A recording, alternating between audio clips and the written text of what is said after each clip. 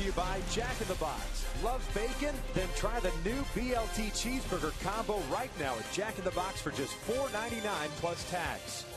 By Hyundai. New Hyundai owners are talking about their cars in the booth. And by 76 Gas. We're on the driver's side. Couldn't ask for a better day for baseball here in Los Angeles. You see the Dodgers have taken the field in their pearly white uniforms. We'll take a look at manager Mike Scioscia starting 9 for the Angels. And as we mentioned going to break, it's pretty much an everyday lineup as far as a National League ballpark lineup looks like. This is Eric Ibar leading things off. At shortstop, Howie Kendrick will play second base. Albert Pujols will be the 3-hole hitter playing first base. Torrey Hunter, the cleanup man, in right. Vernon Wells will play left and bat fifth. Mark Trumbo is over at the hot corner. Chris Iannetta bats seventh, and he'll do the catching. Peter Borges in center field. And Christopher John Wilson, the left-hander, will bat ninth and be on the mound. And they will be taking on a big right-hander from Alvin, Texas, named Nathan Eovaldi. Eovaldi is a guy that's very effective with the fastball before mid to upper 80s fastball, but it's getting consistent velocity pickup as he's going along here. Low 90s, good breaking ball. His pitch very effective for the Dodgers here in spring training. Been 1-1 with an ERA of 1.72. Take a look at the defense behind Eovaldi today for the Dodgers. Tony Gwynn Jr. in left, Matt Engel in center, Andre Ethiers in right field. In the infield, former Angel Adam Kennedy at third. Justin Sellers, the Huntington Beach product, made an opening day roster. He'll play shortstop. Luis Cruz in second, Juan Rivera at first. And Tim Fedorovich is doing the catching. Tony Gwynn Jr. out in left field. Tremendous ability to cover a lot of ground in that left field position. Has played some center field also. And it's been very effective coming in and playing all the outfield positions for the Dodgers. Mentioned this, the rubber game of the series. The Halos took the first one on Monday. Dodgers returned the favor yesterday. There's Don Mattingly, the skipper of the Dodgers. As we pointed out, they will kick off their 2012 campaign tomorrow. 4-game series beginning down at Petco Park against the San Diego Padres.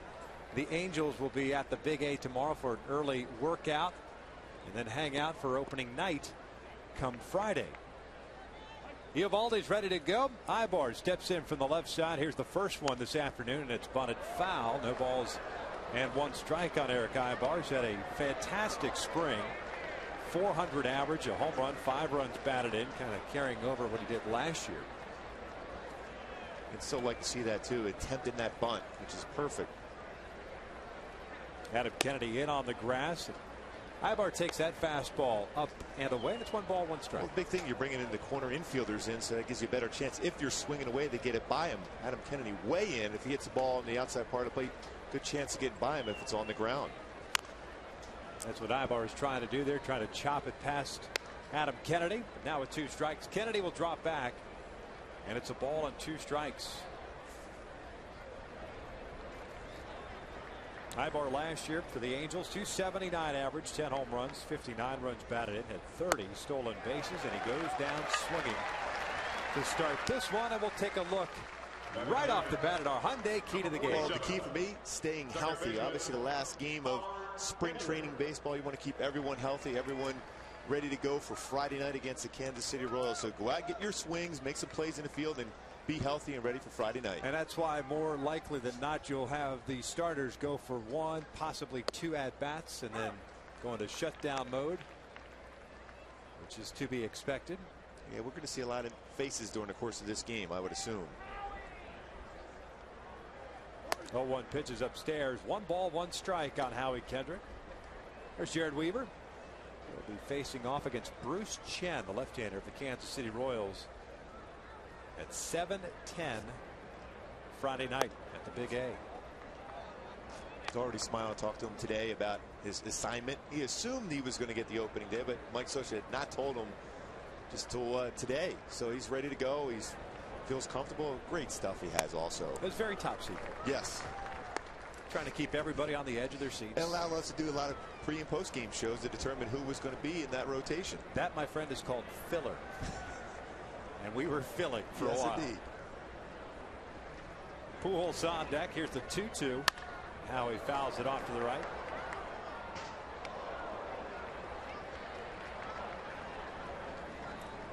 Four home runs for Howie this spring, 15 runs batted in. And and 18 home runs last year.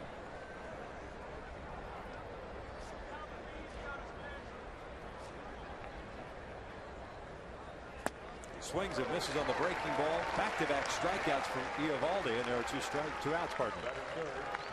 See the breaking stuff that Eovaldi has. Establishing the fastball. Again, his breaking stuff, whether curveball or slider, very effective. There's Albert. 2 outs and nobody on.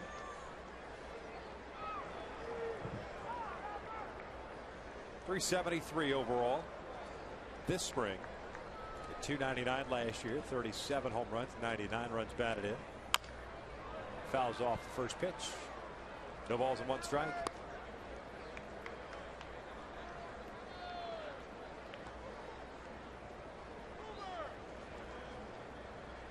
And Albert generally pretty patient, but he saw that Eovaldi's on first pitch fastball. The first 2 batters decided to jump on that first fastball.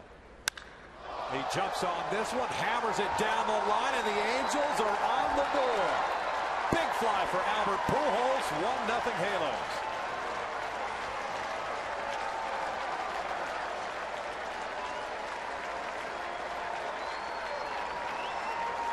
Baseball was crushed. Maybe just take that swing and just run into the clubhouse. 7th home run of the spring for Albert. And jumping and watching. See, he's such a student of the game as far as hitting. Getting a fastball inner half, turns on it so quick. Most people pull that ball foul. Got the bat head out and crushed that ball.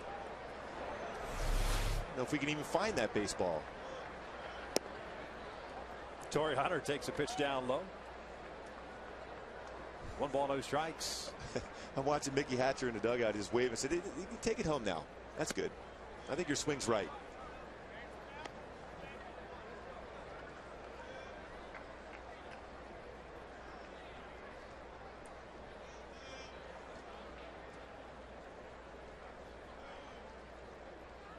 Torrey with a .322 average this spring. Fouls one back.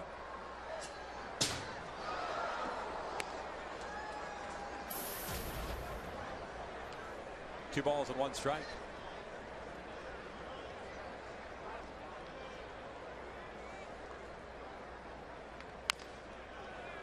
Albert Pujols with a home run with 2 outs here in the first to put the Angels up 1-0. That's one of the themes, recurring themes that we saw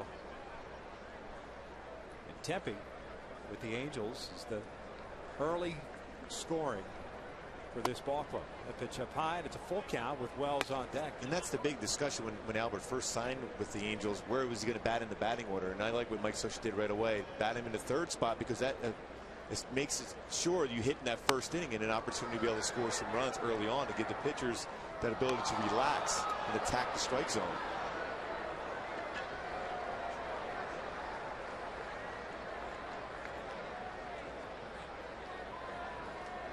Stuff obviously a lot different, but Eovaldi kind of reminds me of little Carl Pavano. Torrey goes down looking. Eovaldi picks up 3 strikeouts, but makes 1 big mistake to Albert Pujols, who drives it deep to left field. The 7th home run of the spring. We head to the bottom of the 1st here. Chavez Ravine, 1-0 Angels.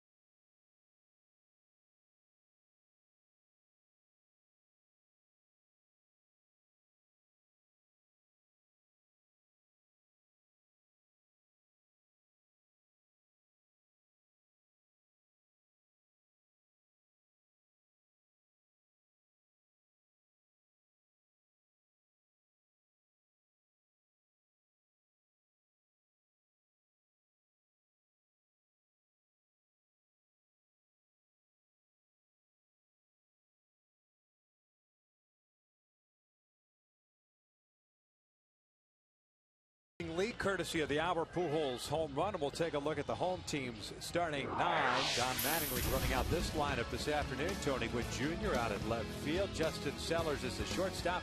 Andre Ethier will bat third and play right field. Juan Rivera is the cleanup hitter at first base. Adam Kennedy is at third base. Tim Fedorovich is the catcher. Luis Cruz, who has spent some time, limited time in the big leagues, is at second base. Matt Angle will play center field, and Eovaldi will bat ninth and do the pitching. And starting 9, taking on C.J. Wilson, who's had a very, very good spring. Yeah, last 2 seasons alone, 31 wins in the major leagues as a starter. I noticed out of spring training, Adam, only 3 walks in 20-plus innings pitched. That's one thing that C.J. Wilson really wanted to work on, is being in the strike zone. His changeup has been outstanding in spring training, as has his cut fastball and then slider. Above all, sinker, changeup, but the outer half, very effective for him.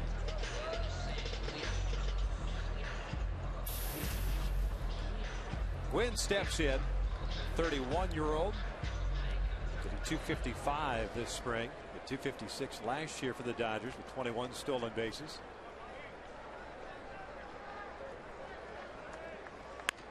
Tries to bunt. Trumbo is right there, retires. Gwynn, and there's out number 1. Let's take a look at the defense for the Angels before we break down Mark Trumbo coming in on that bunt. Wells, Borges, and Hunter from left to right. Trumbo and Ibar on the left side. Kendrick and Pujols on the right. Chris Iannetta behind the dish. Boy, and Howie Kendrick not only has swung the bat extremely well in spring training, but his defense, we saw it last year, the improvements he made, even better this season so far. Again, very good to the glove side, but the backhand improvement has been the reason why he's been so effective and led the American League as far as fielding percentage at that second base spot. First pitch to Justin Sellers is in for a strike. Sellers out of Marina High School in Huntington Beach, 26 years of age. Made the opening day roster for the Dodgers. Was told yesterday. Showing bunt, takes outside. And to start today at shortstop. Got in 36 games last year for the Dodgers at just 203. Strong spring though, getting on that roster spot. Way inside, 2 balls and 1 strike. This should be a good test for Mark Trumbo at third base today. C.J. Wilson, the guy that throws a lot of cut fastballs in on right-handers and sinkers. So it could be some good action for Trumbo down at third base. We saw him make a nice play on that bunt by Tony Gwynn Jr. No jam shot roller to second base. Howie's got it. 2 outs. Let's go back to that bunt, because that's been the biggest, one of the biggest transitions for a big man, is having to not only play in, get the read, but make this play on the run. And get down and be in position and know you have a little bit of time. When you're brought in there, good job by the Angels as far as bringing Trumbo in and assuming there's a bunt situation there with Gwynn at the plate. Field the ball, get yourself gathered with some time, and make that strong throw to first base. The arm strength is there for him, there's no question. It's getting the footwork down as far as coming in on the baseball. Wilson with 2 quick outs. Will face Andre Ethier here. Breaking pitches down low. Ethier's had a mammoth spring for the Dodgers. .392 average. 3 home runs, 16 runs batted in.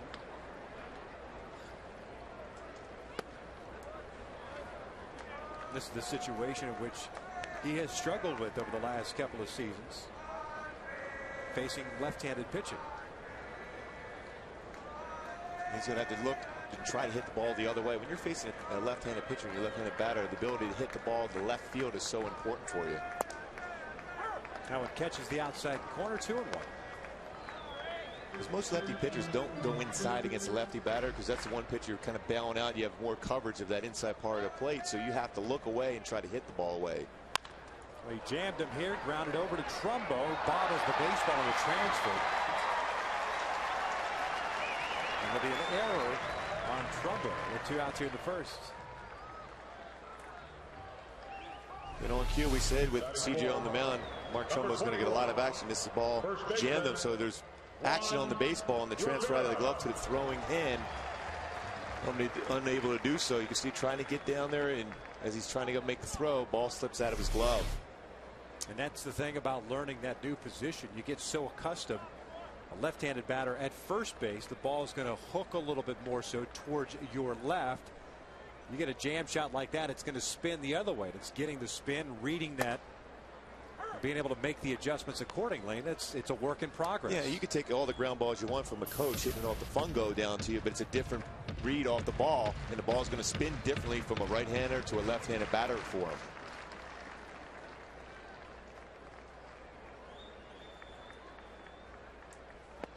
The 0-1 pitch is outside to Juan Rivera.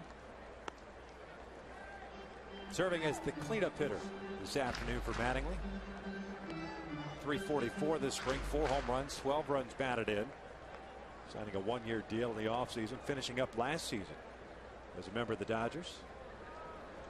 After starting the season with the Blue Jays. That pitch misses inside, 2 balls and 1 strike.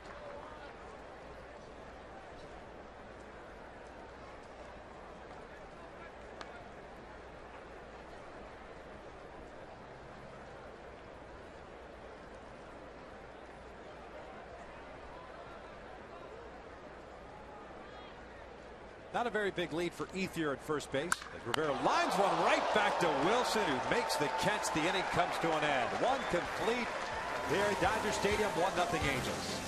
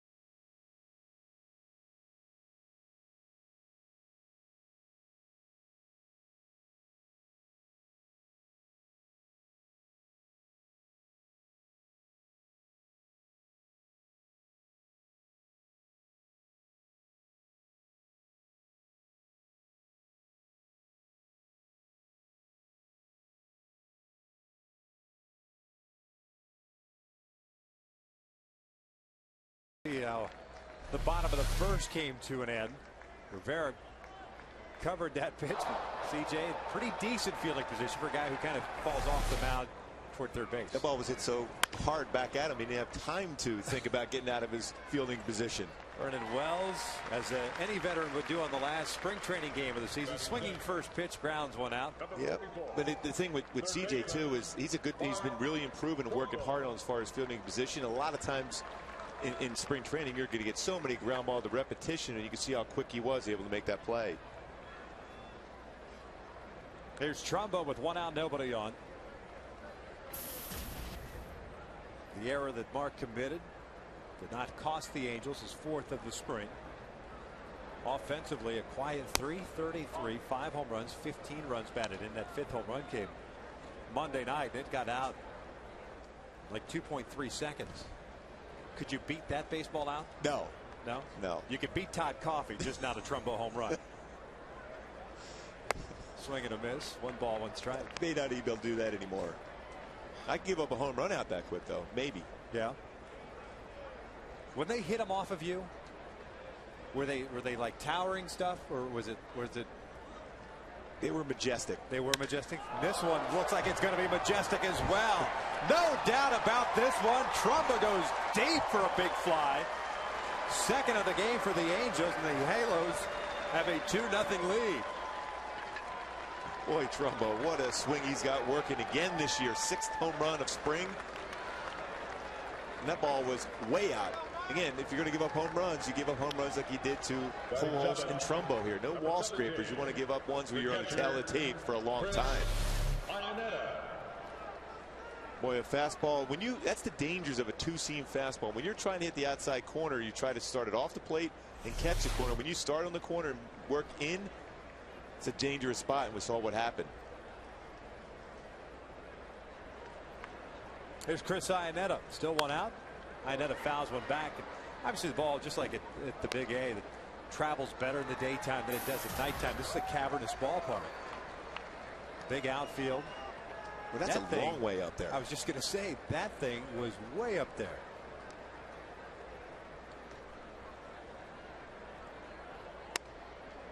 Are they still in spring training mode here? Do we not get a readout? About how far it went? I need to bring out my yardage marker, my laser for golf. Unless you shoot it from the booth. And we could just give home run distances in yardage. That'd be perfect. What do you think? I like that. There's some serious distance on both those home runs. What a difference this club this year as far as home run power. It's that whole effect that allows everybody in that lineup just to relax and hit with Albert Pujols being around. Foul back and to the right. Count still at 1 ball, 2 strikes.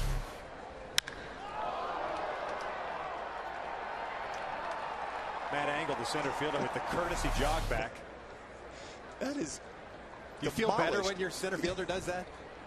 Yeah, this give me a courtesy step. Just one step. That's all just one. That's all it takes. I'm not. Ricky Henderson was great. He just stayed right down in his position, just let it go over his head. And Jim Rice. Like that. Yeah, Jim Rice too. Boston. But then again, Jim Rice. Yeah. What are you going to say to Jim Rice? Yes, sir. Yes. You don't have to move. Just drive in runs for me.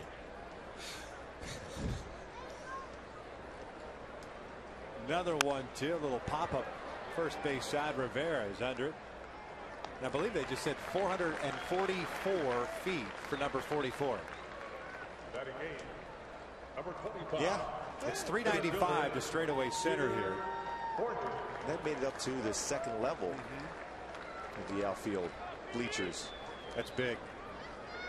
It's big boy country. That'll make you forget about that fielding play in the bottom of the first.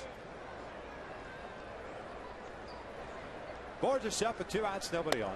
Breaking ball is in for a strike. Victor, what I liked in between innings, C.J. Wilson went up to Mark Trumbo, patted him on the stomach, and said, hey, listen, no problem. You're going to make all those plays. And besides, you'll probably pick me up on the offensive side. And he did right away.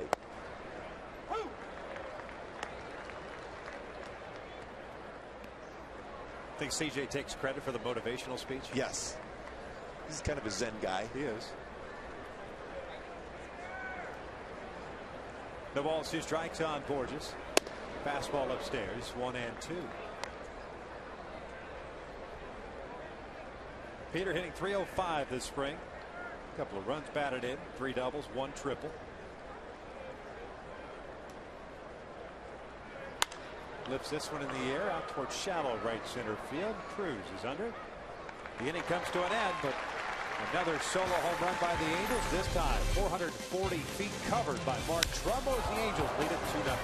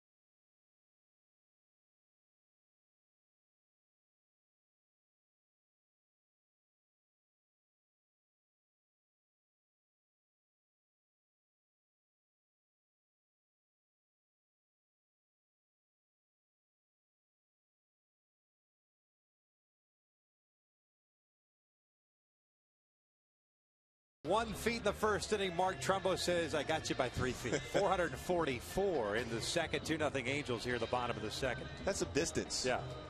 Just a little bit of distance. C.J. Wilson, including his warm-up tosses here. As we mentioned, he is scheduled to get the start against the Minnesota Twins on Monday. That's the Twins home opener. And then you have an off day on Tuesday, so Jared Weaver will come back on Wednesday. Herron on Thursday. Means Irvin Santana would get to start Friday in New York against the Yankees. Yeah, that's the beauty of having some off days at the beginning part of the season. Obviously, with weather in some cities, you want to have that off day, but it allows Mike Scioscia to be able to keep the 4 core guys in the rotation on track. You don't have to give them that extra day. As the season progresses, when there is an off day, they will keep in line as far as 1 through 5 and give that a little extra time. But in the beginning part of the year, you want to stay on track. So Santana would get the start that Friday in New York, and that means the 5th starter would get the start Saturday, which is a nationally televised game at Yankee Stadium. Still don't know who that's going to be, either Jerome Williams, Garrett Richards, or someone that we don't know about.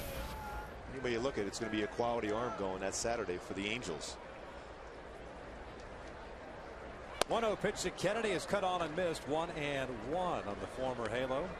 Start today at third base. Served as the DH on Monday at the Big A. And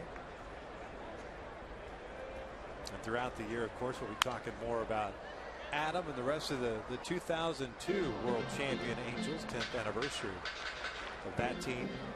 It's amazing, 10 years already.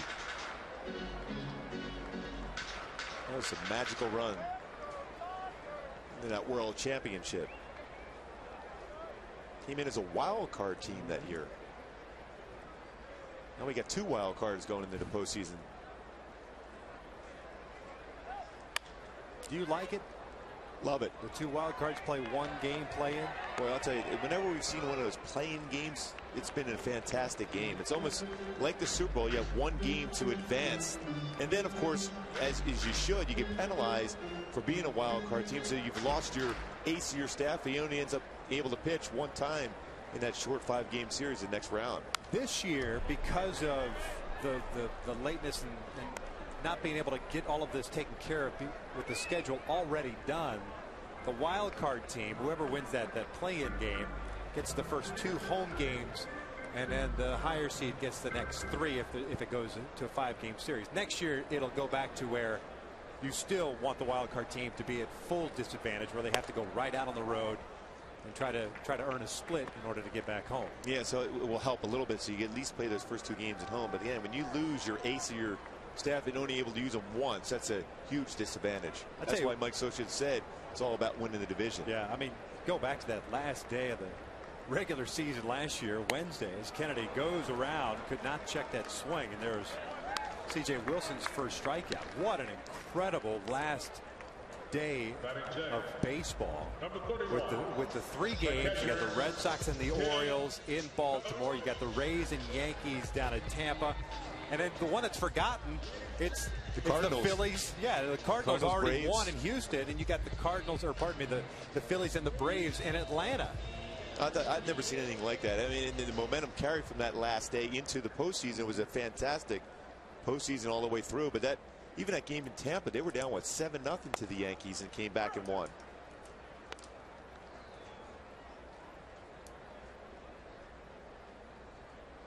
Fedorovich, the catcher, hit 250 this spring. Breaks his bat, rolls it foul. Gets some new lumber.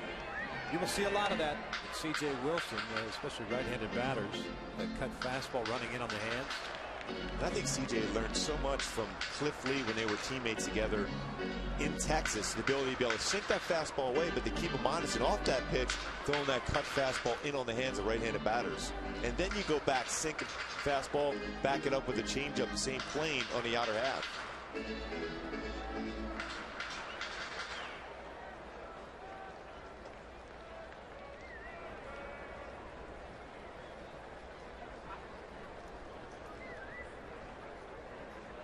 No balls and 2 strikes on Fedorovich.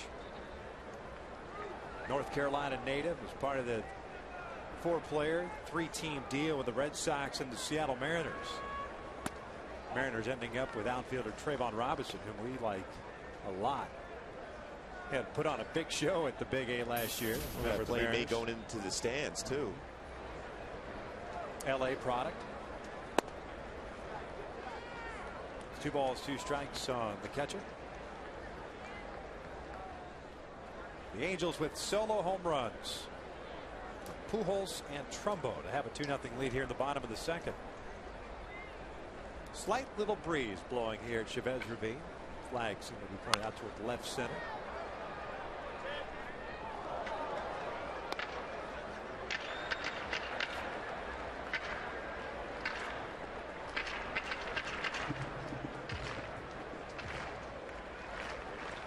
I wish we'd go back to the days of opening day during the day, all day games. Majority of the ones that I've ever played in were always during the day. It's fun. I mean, I'm sure the players will be the same way even at night game. You're up so early, the butterflies, the anticipation of opening day. Even if your team, perception of your team is not real, you're not going to be real good, that opening day, though, doesn't matter. It's the best feeling in the world to be on that opening day roster and playing in that game. Of course, there's already been a Major League Baseball game played, official, 2 of them actually, in Japan, which to me kind of gets lost in everything. I don't understand the process behind it. You should have one opening week, kind of expose everyone to your sport, and you forget that the Mariners and the Athletics have already played 2 games last week. Yeah, and they were some pretty good games. It really didn't, you kind of got lost because there were so many other games still going on in the Grapefruit League and the Cactus League. Marlins will be opening up their brand new ballpark officially tonight against the St. Louis Cardinals.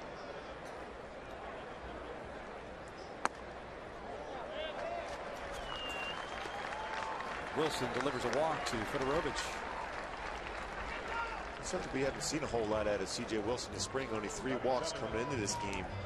2 years ago led the American League as far as walks. Last year cut that back. Beginning more aggressive, more confident in hitting the strike zone, down in the zone, and getting ground ball outs.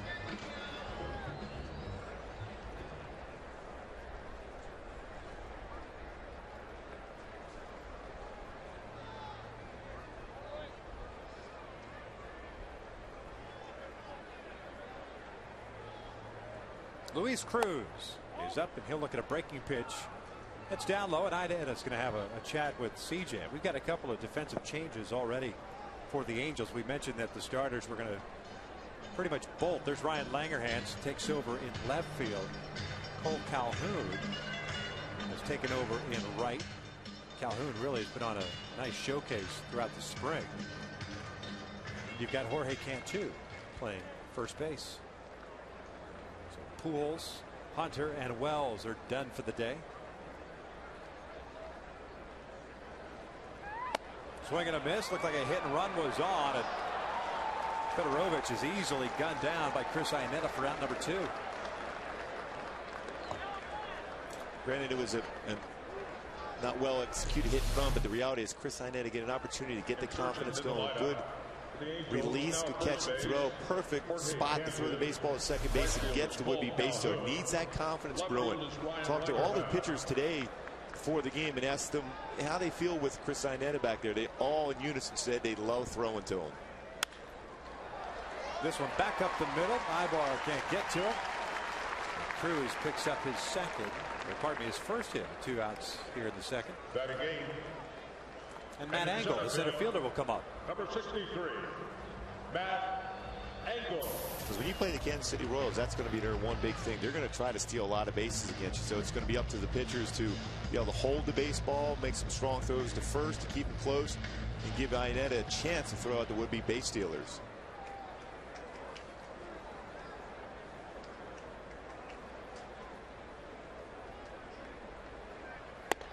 Engel takes that pitch up and in.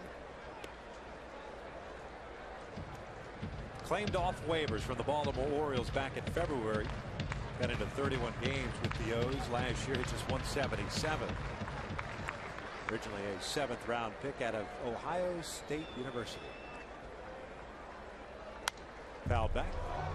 1 ball, 1 strike. They're reeling a little bit still from losing to Kansas in the Final Four, huh? Yeah. Who? Me? No. Or Ohio State is. Oh. No, we're still reeling what they lost in the championship. You know what? I'm glad the game was going on there. The Angels-Dodgers game was going on because, yeah, I was disappointed. I knew the score. But if I were watching that game, I'd be real disappointed. I would not have been a whole lot of fun to have been around. Seriously. But you know what? Congratulations to Michael Williams. He's a huge Kentucky Wildcat fan. Yeah. Now I got to buy him dinner.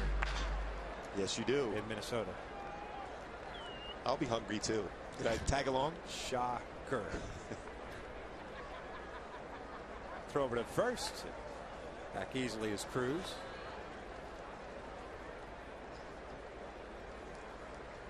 Long inning for CJ. He struggled with command in that at bat or plate appearance against Fedorovich, issuing the walk. Fedorovich erased on that botched hit and run. And he was ahead of the count at that point, 0-2.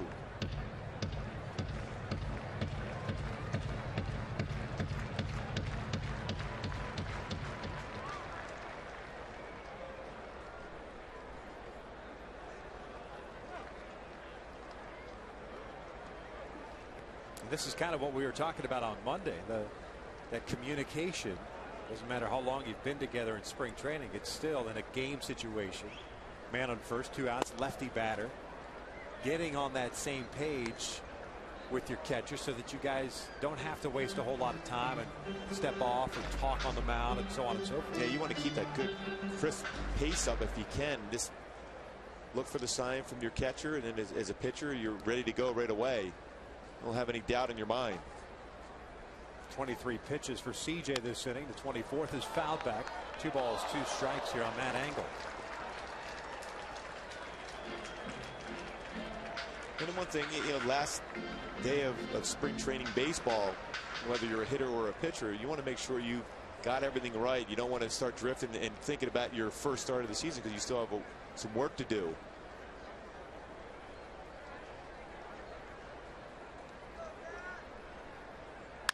This one past a diving Trumbo into left field. Langer hands up with it. Stopping at second is Cruz. So back-to-back hits with 2 outs here. Eovaldi, the pitcher, is coming to the plate. 50, the pitcher, Nathan Eovaldi. Pretty good at bat for Matt Engel. When you think about some of the tough pitches that he laid off, and then he'll get a fastball away and he'll hit that ball hard by Trumbo at third base.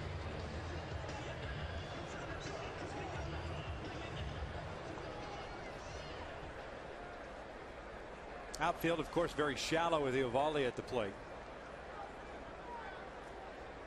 Made his big league debut last year. It's in 10 games, 6 starts. 1-2 with a 3.63 ERA. He's made 2 mistakes today, both costing him runs, solo home runs, but you could see the life in the arm. 3 strikeouts. The Dodgers really like. His biggest issue has been control, keeping that walk total down. He come into the game 4 walks, only 6 strikeouts, so being around the zone all the time is so important for him. And he's a guy that the Dodgers will at some point count on him being on this 25-man roster in the big leagues, especially if some of their starting pitchers struggle. Ted Lilly's been a guy that's been hurt. They still anticipate him being part of the rotation, but there's still some questions as far as his health. 0-2. Swing and a foul back. Just got a piece of it. Like Eovaldi chasing a pitch a little bit up out of the strike zone. Unlike the Angels pitchers who are told specifically not to swing the bat, and why would you? You don't have to until you play those interleague games. Yeah, there's plenty of time to take batting practice for that. There's no reason to do so now and get hit on the hands. Just take the pitch.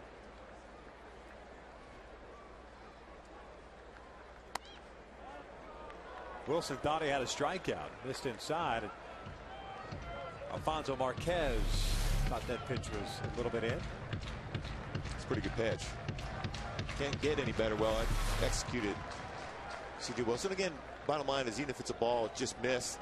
So with a hitter up there, particularly a pitcher, he's going to be hacking at anything right now that close to the pitch. Another foul back.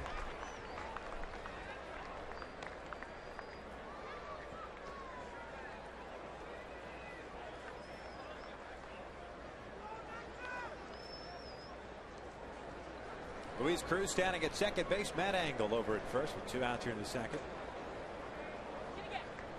Well, standing that far off the plate, and you're going to be bailing anything on the outer half, you're going to have a tough time with.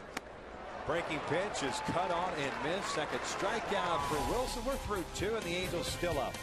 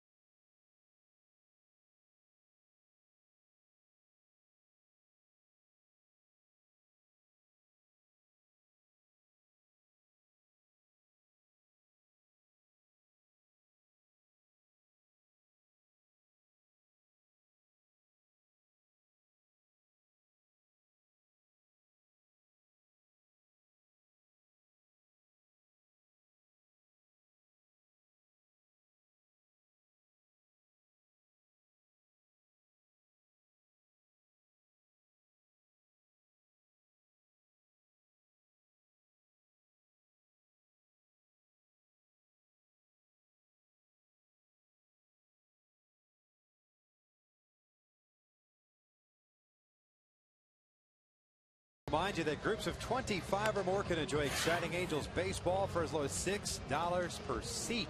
This year, when group tickets are purchased, each member will receive an Angels hat for select series. To book your group outing today, call 888-796-HALO or by visiting angels.com/groups. You're hitting me for some reason. I'm looking all around. Thought there was a bug flying on me in here. Oh, man. Wilson will step to the plate to take the obligatory strikeout. But at least he'll be able to track some pitches. There's strike one. In his mind right there, he says, you know what, I would have covered that baseball. He's lifting and separating. Yes. He's selling it, though. Oh, yes. Because I knew it. I knew it was out of zone. 9-1-2 for the Angels here in the third. Wilson, Ibar, and Kendrick.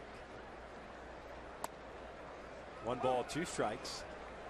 The changes for the Angels defensively are straight up. So Cantu will bat in the 3 spot. As Wilson goes down looking, and there's out number 1. Calhoun goes in Hunter's spot, and then Langerhans in Wells' spot.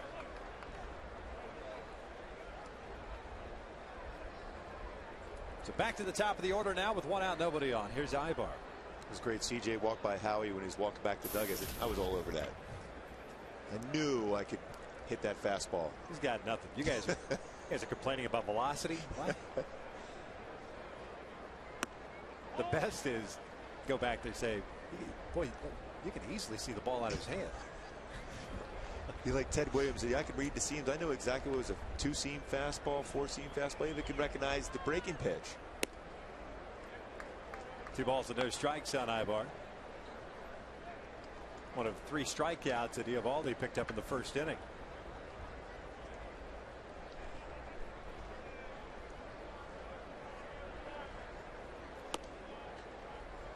I mentioned Eovaldi with the struggles with his control. Last year, I mentioned the 10 games, 6 starts he had with the Dodgers. 23 strikeouts, 20 walks. In an ideal situation, you want pitchers to be 2 or 3 to 1 strikeout to walk ratio. So obviously the stuff is there, the ability is there. Probably going to be that swing guy for Don Mattingly. It's the confidence to be able to attack the strike zone with your pitches. Generally, we see guys walking a lot of batters. It's not necessarily a mechanical issue. It's more of a confidence to throw it in the strike zone.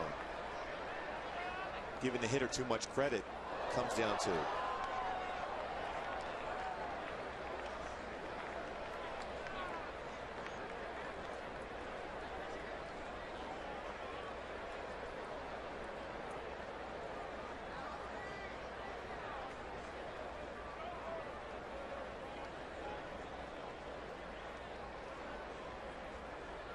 Ibar reaches for this one, slaps it to short. Sellers throws him out, 2 away.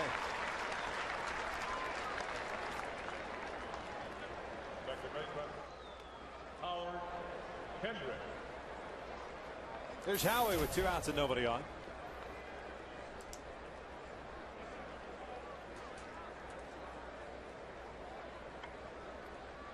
Howie also a strikeout victim, chasing a breaking pitch from Eovaldi in the first. Off speed pitch. He's in for a strike. Okay, now do you see that Carl Pavano thing I was mentioning in the first Very inning? similar, even to his approach when he's getting the sign, where he holds the glove over the top like that, standing pretty straight too. Well, the ground ball is short. Eovaldi has himself a 1-2-3 third. He hit to the bottom of the third. Angels still on top.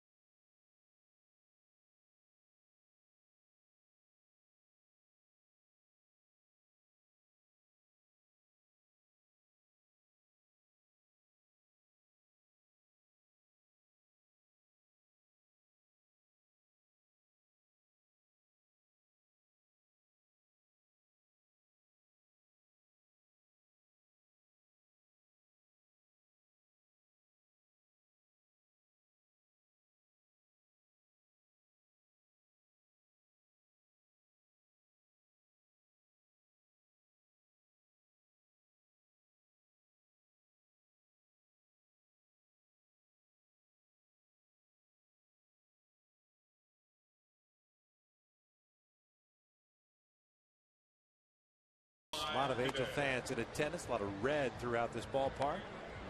Great to see last night. Great to always see it here at Chavez Ravine, especially during interleague games. CJ Wilson just concluding his warm-up tosses. Here at the bottom of the third, CJ will face Gwynn, Sellers, and Ethier. At least those are the scheduled 3 batters. Top of the order for Los Angeles. No Matt Kemp, no James Loney. Yeah, their game tomorrow night, opening day against the Padres. Might even be already down there. Your shortstop for the Angels, it's Alexi Amarista taking over for Eric Ibar.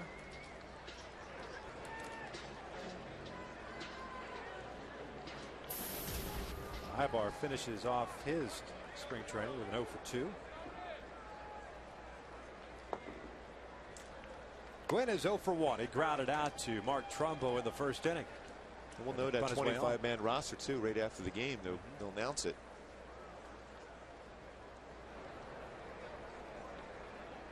I think that the bullpens, for the most part, assuming everyone is healthy, who those guys might be. The question is, what do you do with that bench? Marista's had an incredible spring. Jorge Cantu's done a nice job. He played first and third. Langerhans has done a nice job in the outfield. Cantu, I believe, has an option to opt out if he is sent down. But I think he'd more than likely stay. Just give it a chance for a little while. Then you have that extra guy may only be around for a short period of time. The need for that fifth starter in New York. Yeah. Wynn's retired on the ground ball out, and again looked like that swing from a left-handed batter there with that spin. It wasn't as smooth as we've seen, Mark, throughout spring training. It's going to be hard to simulate that too. In the beginning part of the transition for Trumbo, during practice, one of the coaches would flip the ball up the air and the other coach would hit the ball off the fungo, so it was a different read than a regular roll off the bat. So it's going to be difficult to simulate a left-handed bat hitting that way, but I'm sure Mike Scioscia will figure that one out and give him opportunities to field the ball. If the left-handed bat, it's going to have that kind of a spin for him.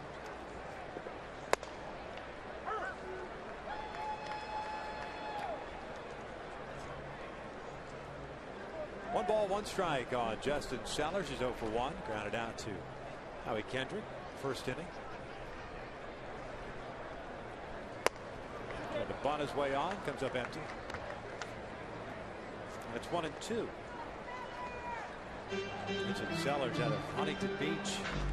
Just 26 years of age, even though he's been playing minor league baseball for a long time. He was originally in the Cubs system. Picked up in a deal in 2009. A nice play on that slow roller by Eric Ibar last inning. Tried to hold up his swing and just did foul tip it. So the count remains at 1 ball, 2 strikes. That cut fastball is so effective for a left-handed pitcher in on right-handed batters. Because they see it fastball at middle part of the plate. They make that commitment to swing, and that cut action gets right on their hands. And all you can do is foul that ball off. Or if you keep it fair, it's going to be a slow roller to third. Gets tied up here. There's out number 2. Third punch out for Wilson.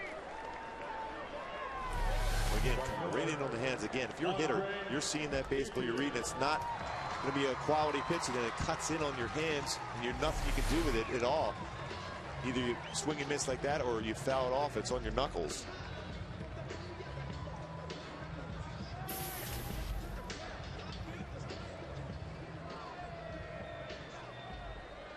So here's 8th here with 2 outs and nobody on. He reached on the error by Trumbo. He swings and misses on the breaking ball.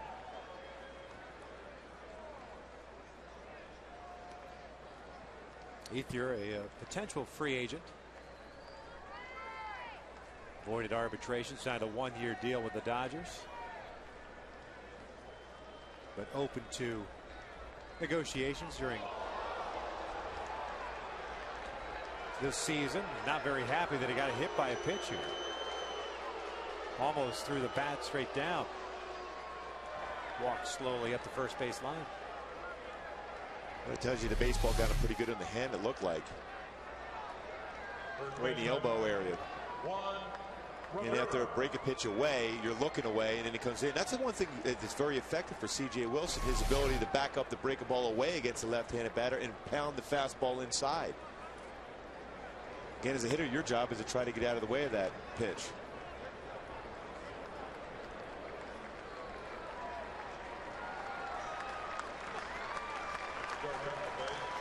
Luis Nunez is the pinch runner for Andre Ethier at first base.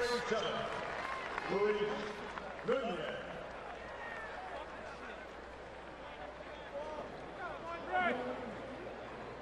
Like you were talking about the Hyundai key to the game for the Angels, the same goes for the Dodgers. I mean, the last thing they want to do is get an everyday guy hurt, even on something simple as a hit by a pitch or twisting an ankle. Exactly. I mean, especially when you see a number of your teammates already probably on their way down to San Diego, and you're trying to get in a bat or two to get a good feel against a left-handed pitcher, then you get hit with a pitch in the elbow.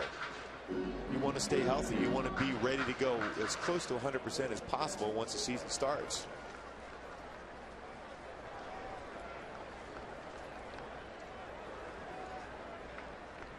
Oh, 1 pitch to Juan Rivera's fouled back. The ball is 2 strikes.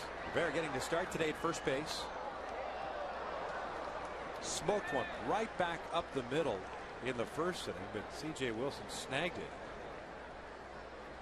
Maybe the ball snagged C.J. Yeah, we still don't know. Well, we're going to say he tracked it well. Yeah. All those fielding drills in spring training carried it on.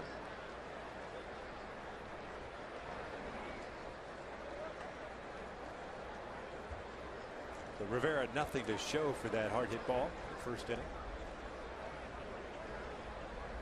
The 0-2. This one will float her out toward right field. That's going to get down for a hit. Calhoun plays it on a hop. Rivera with a jam shot single to right. 2 out knock for him.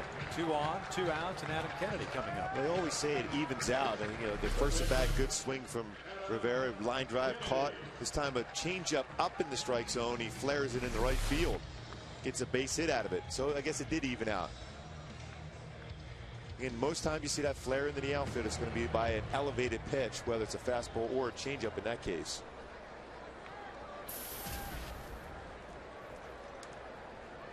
Second straight inning in which the Dodgers have had 2 outs, runners at first and second base. Wilson got the strikeout of Eovaldi to end the second. Try to back pick over at first, see if they can catch Rivera napping. And that's one of those plays you work on a lot in spring training. You want to make sure that you stay healthy. Diving back to, we talked about staying healthy. It's important for the Angels and the Dodgers here.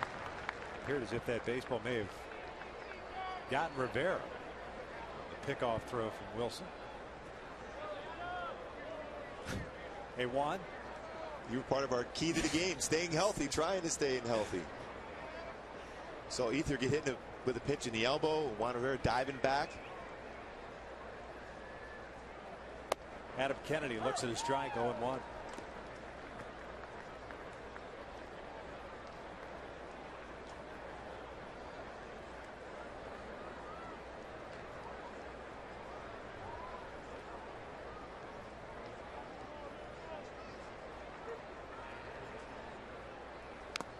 Kennedy with a foul ball back off of Vianetta. No balls, 2 strikes, 60th pitch of the game for CJ. He had an extended second inning.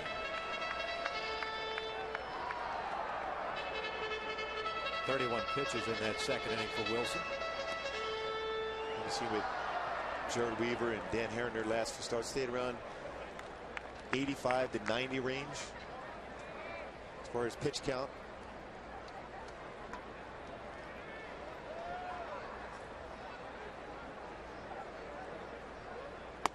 Fastball outside. 1 ball, 2 strikes. A little different look there. Side wind on that fastball, trying to catch Kennedy because he's thinking maybe comes inside with a fastball, then drop down, different angle. Very difficult for a left-handed batter to stay in on a pitch like that.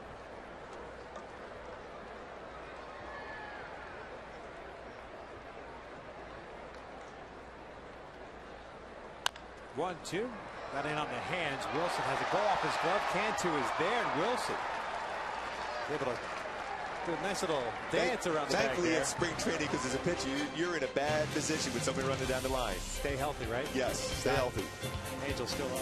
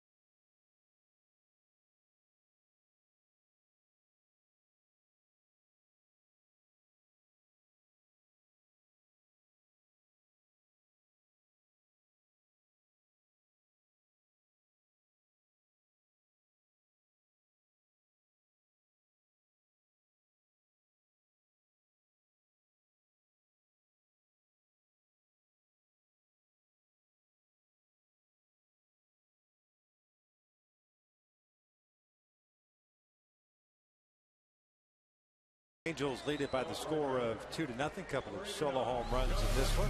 That's how that last inning ended.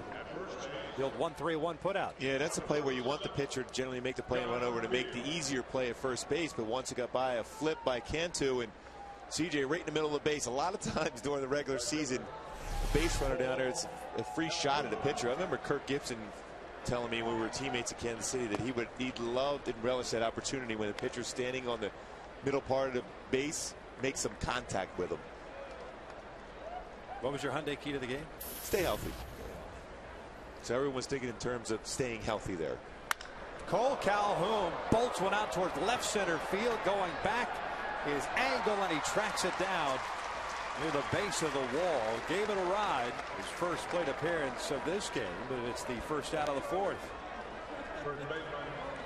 Well, the baseball didn't stay healthy with Pujols and Trumbo hitting their first at bats.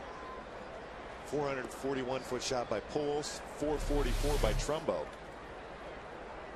You see why the Angels are so excited about Cole Calhoun, how he can drive the ball the other way and that far. He's played a tremendous outfield too. Yeah, he has.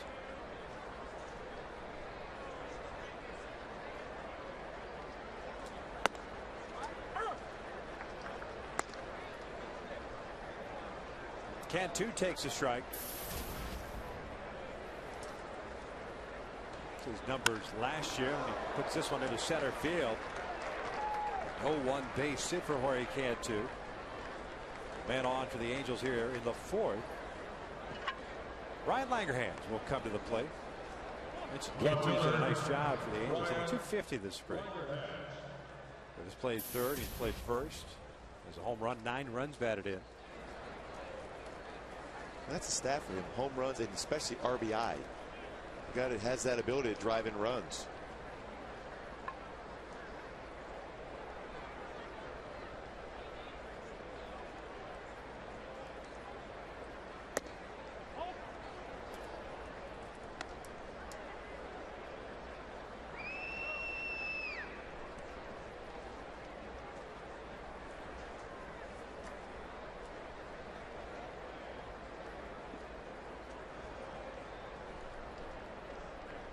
Langerhans hitting .185 this spring. This being his 25th game, has 1 triple, 1 home run, 2 runs batted in. Big league time with the Seattle Mariners. There's Mark Trumbo on deck. Throw to first. Cantu is back.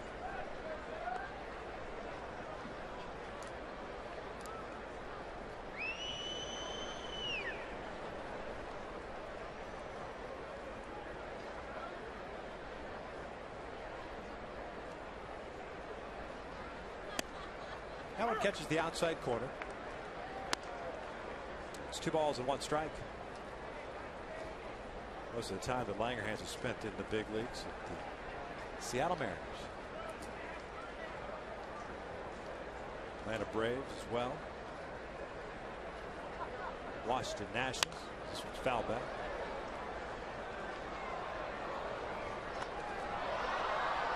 .32 years of age. Texas native.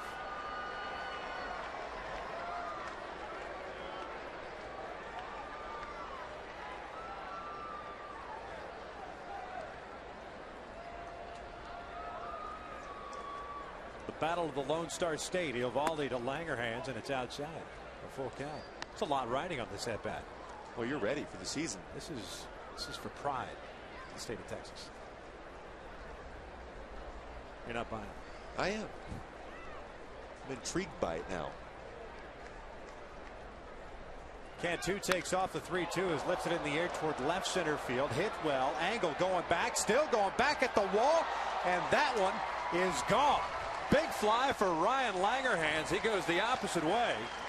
A 2-run shot, and the Angels double up on the Dodgers. 4-0 Halos. Well, I guess we know who won that battle. Then. Right.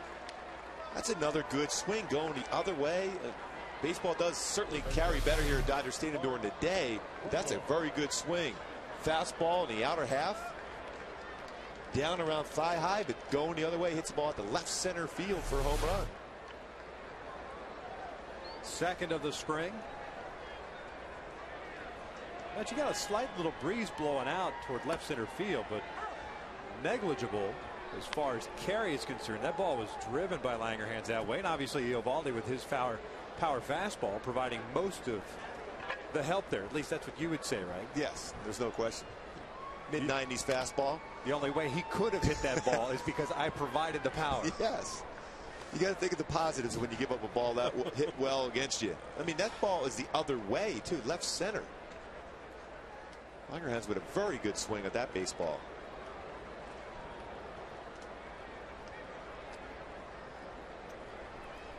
Trumbo 1 for 1 with that home run in the second. Plays off the breaking pitch, and it's 1 ball, 2 strikes. It seems like the Dodgers are already tired of seeing Mark Trumbo hit that laser out to left field. It's a home run to center field today.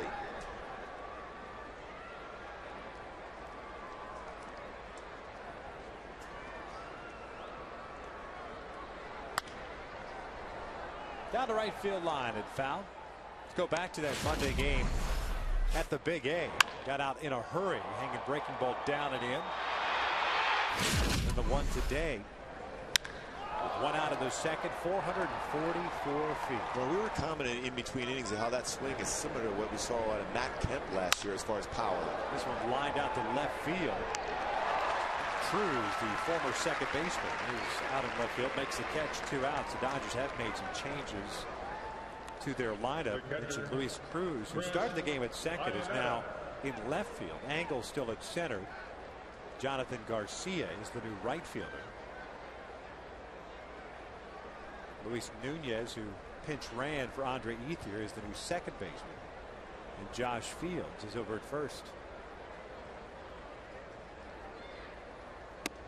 Chris Iannetta takes that pitch down low, and it's 1 ball, no strikes. Chris 0 for 1, popped out to tie of the Dodger first baseman Juan Rivera in the second innings. He's 0 for 1. Pulls this one toward the shortstop side of the field and is able to sneak into the center for a base hit. 2 out knock for Iannetta. Center fielder, Peter Borges. Peter Borges will get an opportunity to come up. Well, we're just looking at this lineup today to start the game with. Of course, we saw in spring training throughout.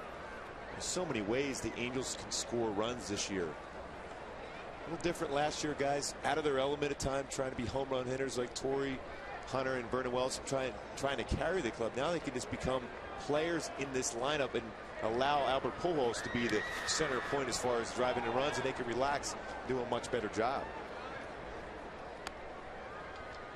Borges ahead of the count at 1 ball, no strikes. Peter popped out. Shallow right field, his first time up.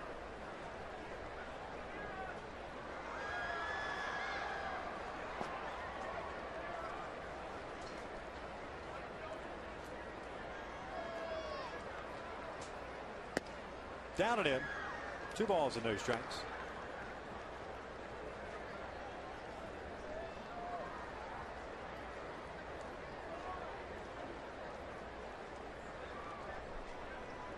A little different game for the Dodgers the last 2 nights as far as having starters start the game. Monday's game, a bullpen game, a very long bullpen game. The Angels with 12 runs, but that game was, what was the official time? Was it had to have been close to 340 or something? Yeah, at least, yeah. The Angels worked 6 walks. I know that during the game. They're hitters. It's Dodger pitching. 2-1. Borges chops one back up the middle. That's into center field for a base hit. Iannetta's going to try to go to third. Here's the throw from Angle in time. That will end the inning. But the Angels get 2 more runs courtesy of Ryan Langerhans. His first at-bat of the game. He strikes for a 2-run shot, his second of the spring. We head to the bottom of the 4th. 4-0 Angels.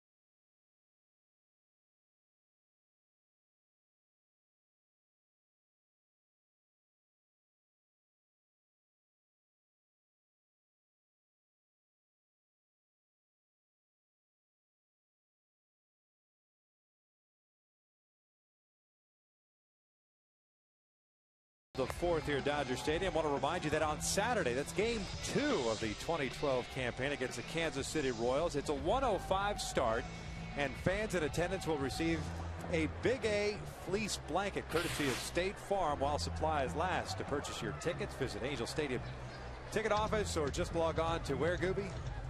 Angels.com. Oh, man. Just thinking of that fleece blanket on a Saturday afternoon game. You're it's working perfect. that day with Kenny Albert. Yes, I might wear it during the game. You should.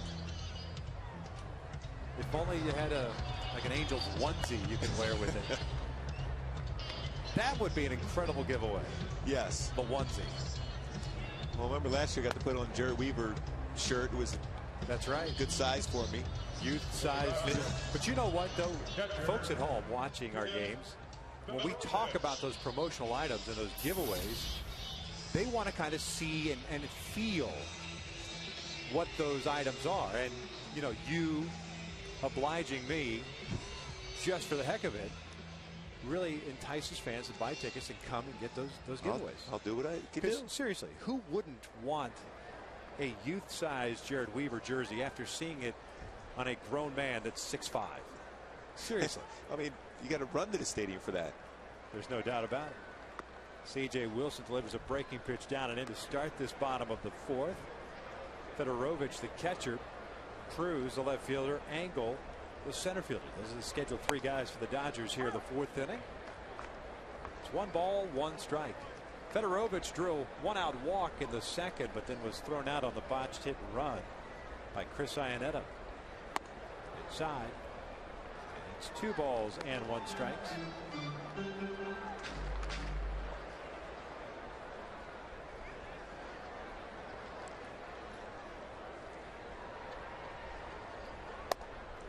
On the outside corner. Tell you what, it's, you know, watching CJ throwing in Arizona as compared to today, that breaking pitch and cut fastball movement a lot more. And that's one thing you always hear about the thin air pitching in the Cactus League as far as your breaking pitch isn't quite as sharp. We've seen that today for sure out of CJ Wilson. Fouled off into the seats on the first base shot. Count still at 2 balls, 2 strikes.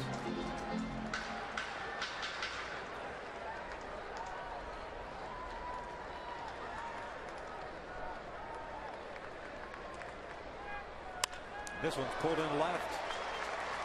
Fedorovich has had a couple of tough ABs against C.J. Wilson. A walk and now the base hit. Leadoff man is on for the Dodgers. First time that has occurred in this game, and that'll bring up Luis Cruz. Luis Cruz.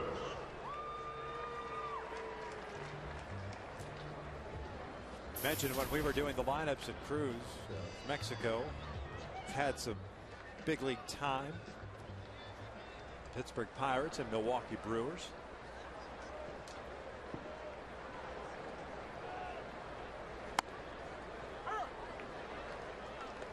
Takes a strike. Angels off tomorrow. It's a workout day at the Big A. Kick off the season Friday night. 7:10 first pitch. This one's line past Trumbull into left field. Back-to-back hits for the Dodgers. Langerhans cuts it off. Throws it to second. I think he was perhaps anticipating that Fedorovich would have advanced to third. But he stayed at second base. 2 on, nobody out. And here comes Matt Angle. Looked like another changeup, a little bit too much to the plate. Cruz able to hit that ball hard by Trumbo at third base. Angle.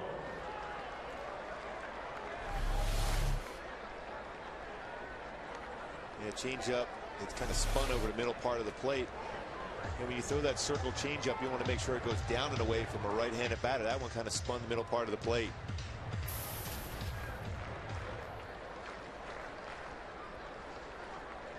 Angle 1 for 1 at a base in second. Trumbo and Cantu at third and first respectively playing in. Does not show bunt, swings away, and it's 0-1. Well, that's the beauty of playing against the National League club with the pitcher hitting. You're more than likely going to be upswinging, because if you bunt, give up and out, then you have the pitcher coming up with second and third with 1 out.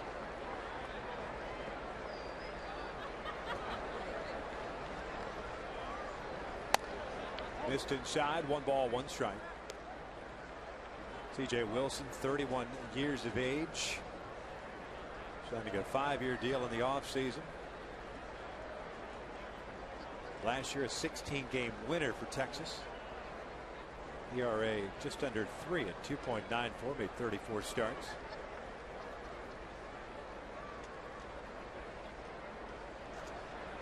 Breaking ball is in there. 1 ball, 2 strikes. Back in the day, had Tommy Johnson coming in 2004. Debut in the big leagues in 05 with Texas. Guy that trying to find his way. Swing and a miss, an emergency hack by Angle there as CJ goes Laredo, dropping down a little bit. 1 out, 4th strikeout of the game for Wilson. Well, that could be a very effective pitch too, especially if you've established inside. Then you can drop down that arm angle and hit the outside part of the plate. You can see his hips flying wide open in anticipation of a fastball potentially being inside. Drew Weaver's another guy that will do that also. Will drop down at a different angle. Mike Scioscia's coming out. We'll talk to his infield here. You don't see Scioscia come out too often.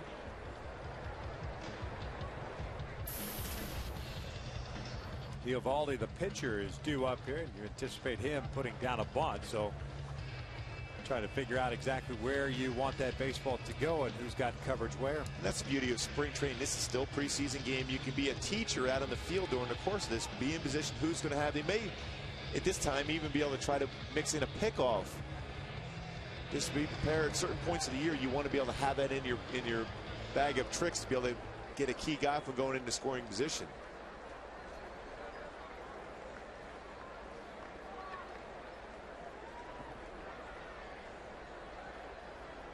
Corner infielders in for the Angels. Eovaldi, a strikeout victim in his 2nd. Drops the bunt on the 3rd base side. Trumbull picks it up foul. No balls and a strike. It's almost a bunt for a base hit there, but obviously that was by mistake. A cut fastball in on the hands. He's just trying to make sure the 3rd baseman fields it. And not get hit with the pitch also as it's bearing in on your body. That's a very effective pitch. When you're in a bunt scenario, you got to have a pitcher up there. You know he's squaring around the bunt. You throw a cut fastball in. It's very difficult to be able to get that ball down. He did a nice job of bunting that ball on the ground. Most times you're going to pop that up.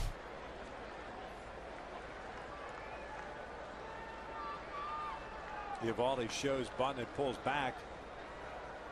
Going to try to drop one down. Takes a strike, and it's 0-2. And that's in one of those design bunt plays too. Mike Scioscia giving them all those scenarios where you have both corner infielders crashing.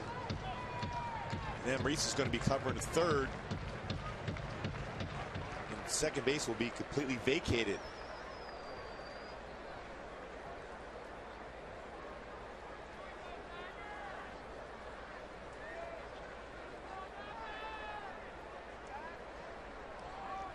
Generally about 3 different plays you're going to put on in these spots where you have the pitcher covering the 3rd base line or both corner infielders crashing or a potential pickoff at 2nd base.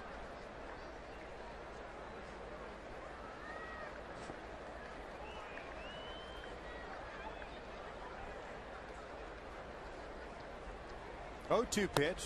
Takes upstairs. 1 ball, 2 strikes.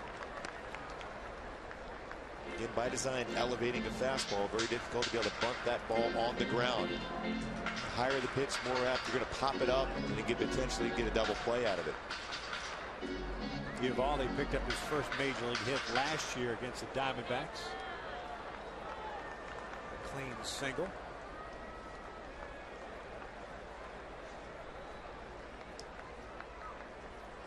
Again, showing bunt. The 1-2 is bunted foul, and he's going to be called out.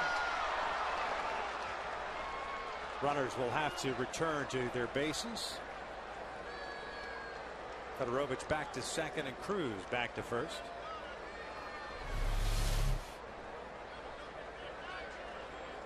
Hit the bat twice.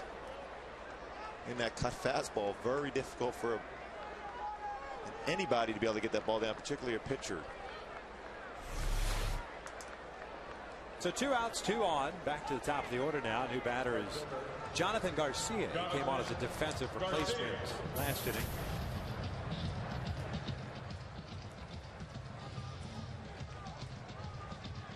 Garcia has only played in one other spring training game, one at bat. 0 for 1.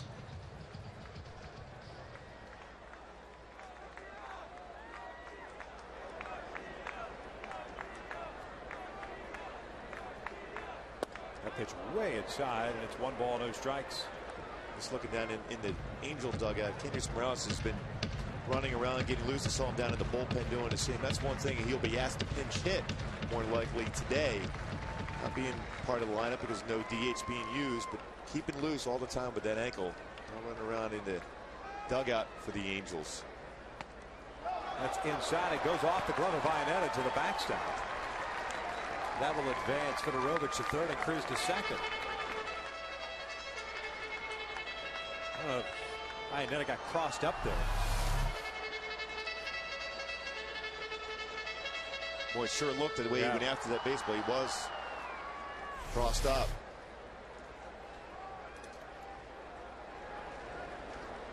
There's Morales. Trying to stay loose as much as possible. And when Daisy's not in the starting lineup available to pinch hit, so we'll see him running around and keeping loose as much as possible.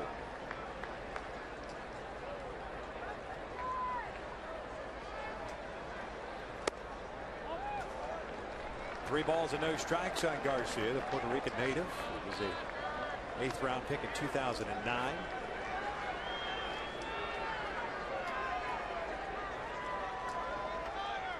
Which is 228 last year for Great Lakes.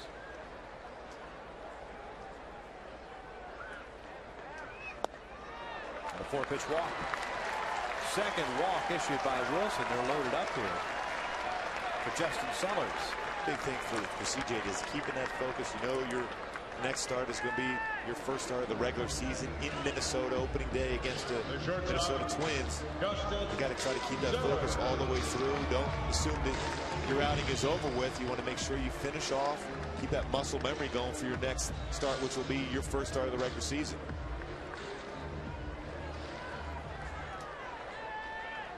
Wilson at 82 pitches so far.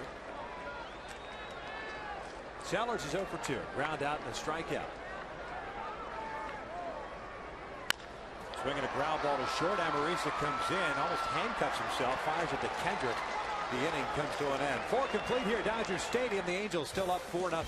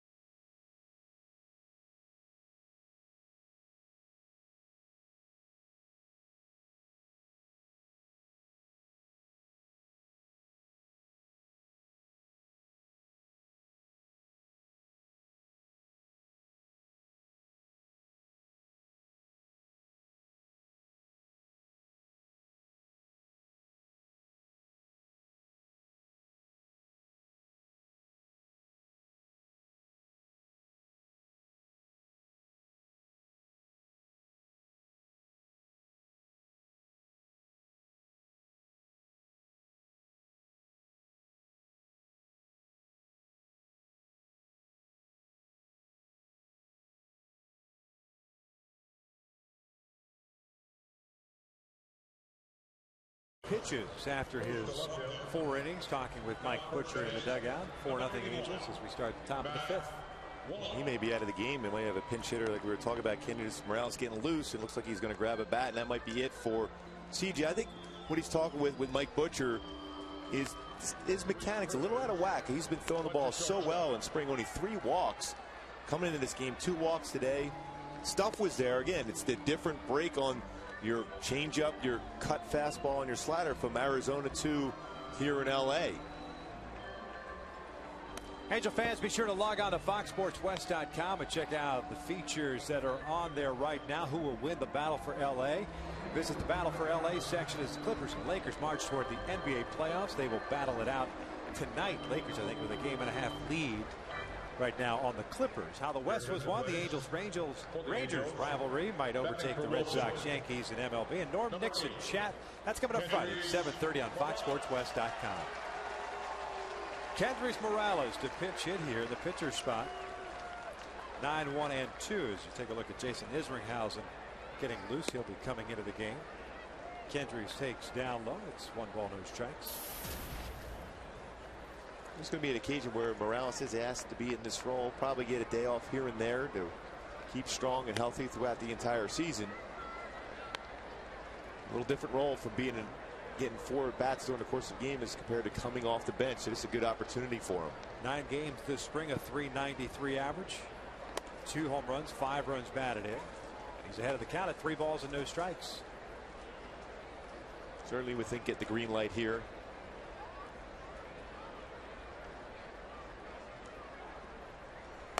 Takes a strike, 3-1.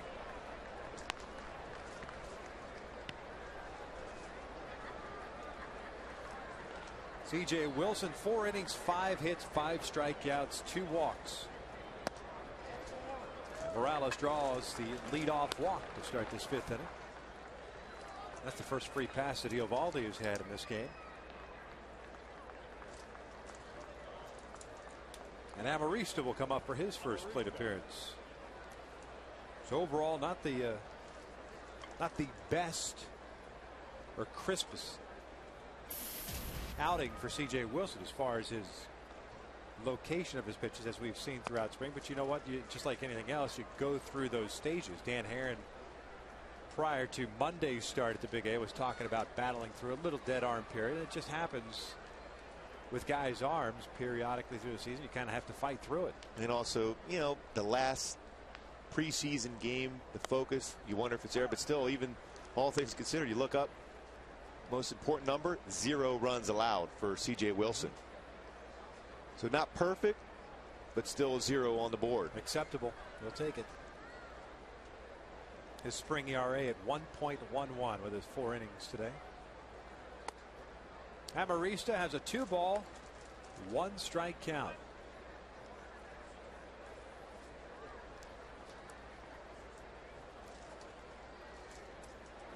Alexi with an opportunity to make this ball club a .339 average. 2 doubles, 2 triples, 2 home runs, 13 RBIs, fouls it back. And it's 2 balls and 2 strikes. You can still see that Mike Butcher talking to C.J. Wilson. Again, C.J.'s very receptive to getting information as far as making himself that much better of a pitcher. I mean, he's been outstanding his last 2 seasons as a starter, but you can see they're pointing to get out in front, have the baseball come off the fingertips. That's the important thing as far as all field pitches for him.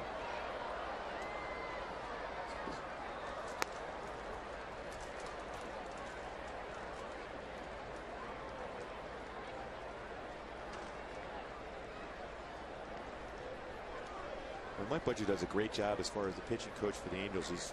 He knows how to get people out. He was successful in the major leagues. He also knows how to communicate with his players so well. Amarista gets tied up and he goes down swinging for the first out. Strikeout number 5 for Eovaldi.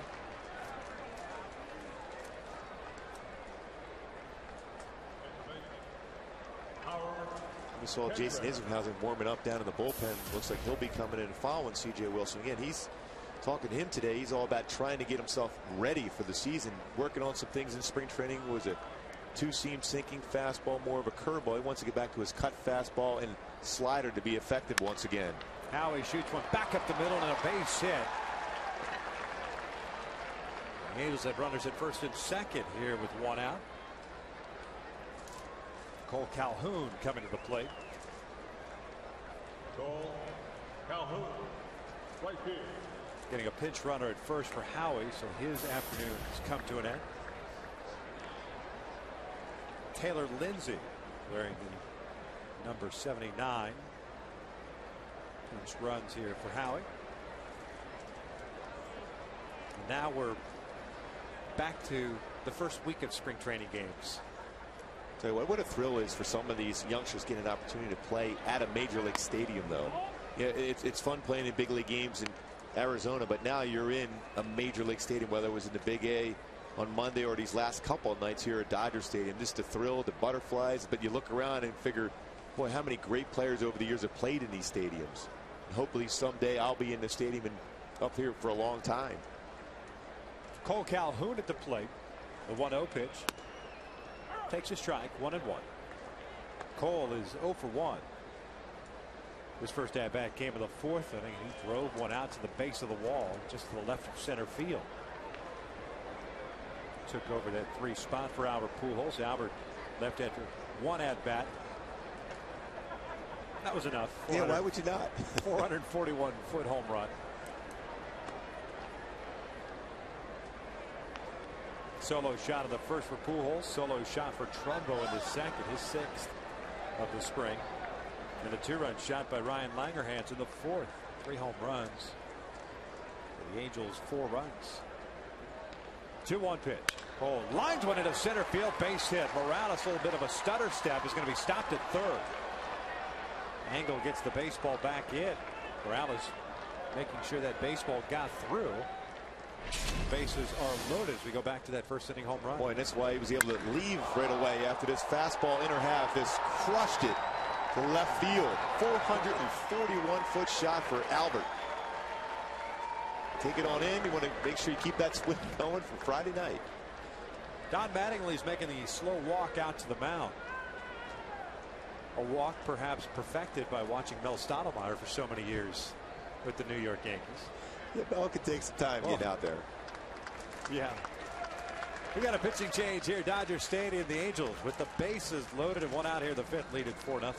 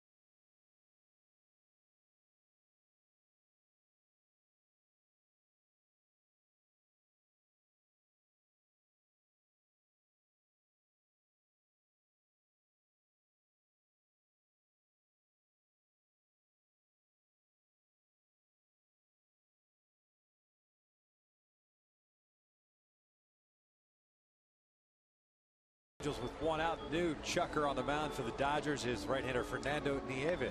Nieve's done a nice job for him in camp here. ERA at 2.92, 8 punch-outs, only 1 walk. 12 1/3 innings, so it works quickly, works down in the strike zone. It's a lot of ground balls. Venezuelan for native. now. Sorry. He's looking for one now, but obviously as a hitter, you're looking for something up in the air. Preferably a fastball so you can get at least a sacrifice fly. And Nieves signed as a 16-year-old out of Venezuela with the Houston Astros. Well, the Astros were just, they were entrenched for a long time in Venezuela. A lot of young players getting big. Bobby Abreu, one of those guys. Yohan Santana, just to name a few. That's right. A lot of people forget that Yohan Santana was a member of them. They thought Minnesota Twins.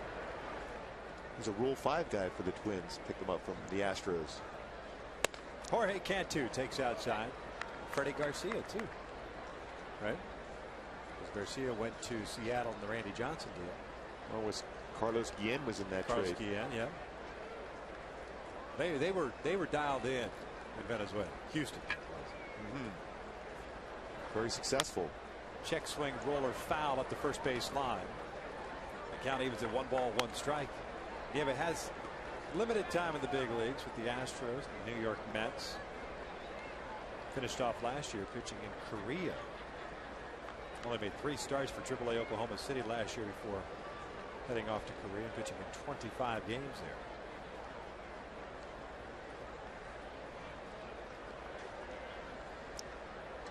Kendrys Morales at third base. Taylor Lindsay at second. Calhoun at first. Jam shot toward first, and that is caught by the first baseman, Matt Wallach. 2 outs.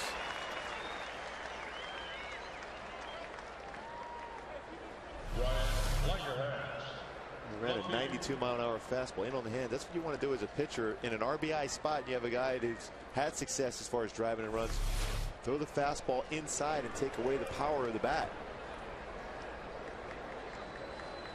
So Langerhans will step up with 2 outs, bases still loaded. 2-run home run for Langerhans last time up. Takes upstairs. 1 ball, no strikes. The Angels with 4 runs, 8 hits. They've committed 1 error. The Dodgers, no runs, 5 hits, no errors for the Dodgers. 3 base runners, the responsibility of the Dodgers starter, Nate Eovaldi, who went 4 1/3. That's downstairs. 2 balls and no strikes. Well, Langerhans going to have to go with that same approach, that running, sinking fastball away. His last at bat did a great job as far as staying back and driving that ball out to left center field on a fastball away.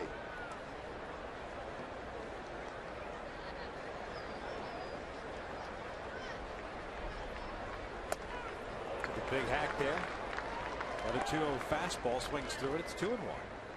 Dodgers do have a couple of different guys defensively. Josh Fields, who was at first base, and then left.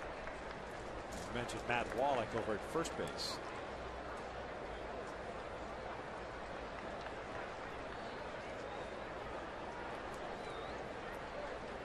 2-1 pitch. Pulled over to the right side. Going to his left is the second baseman. Nunez fires to first, and he throws it away, and it rolls all the way to the backstop. Cole Calhoun trying to score all the way from first, and he does. Langerhans heading to third. He is in there safely. No, they called him out. Looked like his foot came off the bag. But the Angels do get 3 runs as we head to the bottom of the 5th inning. Halos on top 7-0.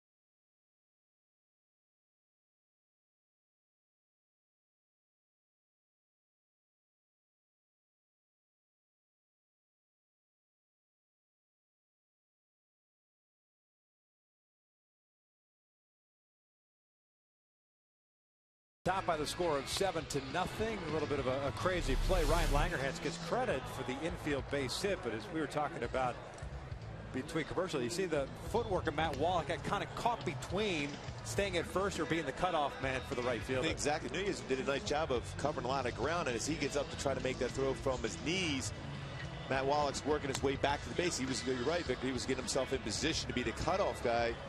And then the throw to third base.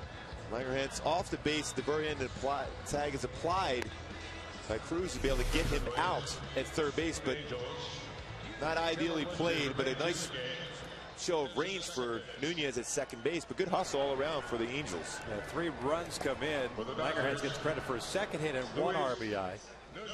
Taylor Lindsay, who came on as a pinch runner, stays in the game for Howie Kendrick at second. Jason Isringhausen, who's on in relief of C.J. Wilson, who went 4 innings today. 5 hits, 5 strikeouts, 2 walks.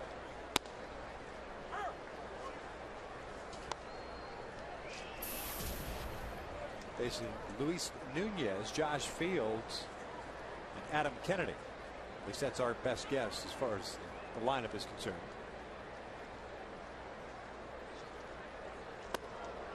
Isringhausen missing upstairs. 1 ball, 1 strike. Isringhausen trying to get a good feel for the mound. Has been inconsistent in spring. But a veteran with a great track record in the past. Mike Scioscia still has a lot of confidence in him to find those pitches again. 9th game for Izzy this spring. Owner of 300 career saves.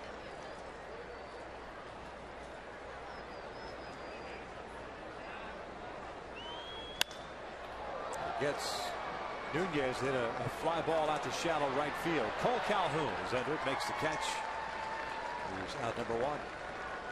Always an easier play for an outfielder coming in on the baseball as compared to an infielder going back. Good communication by Calhoun to call off, make the play.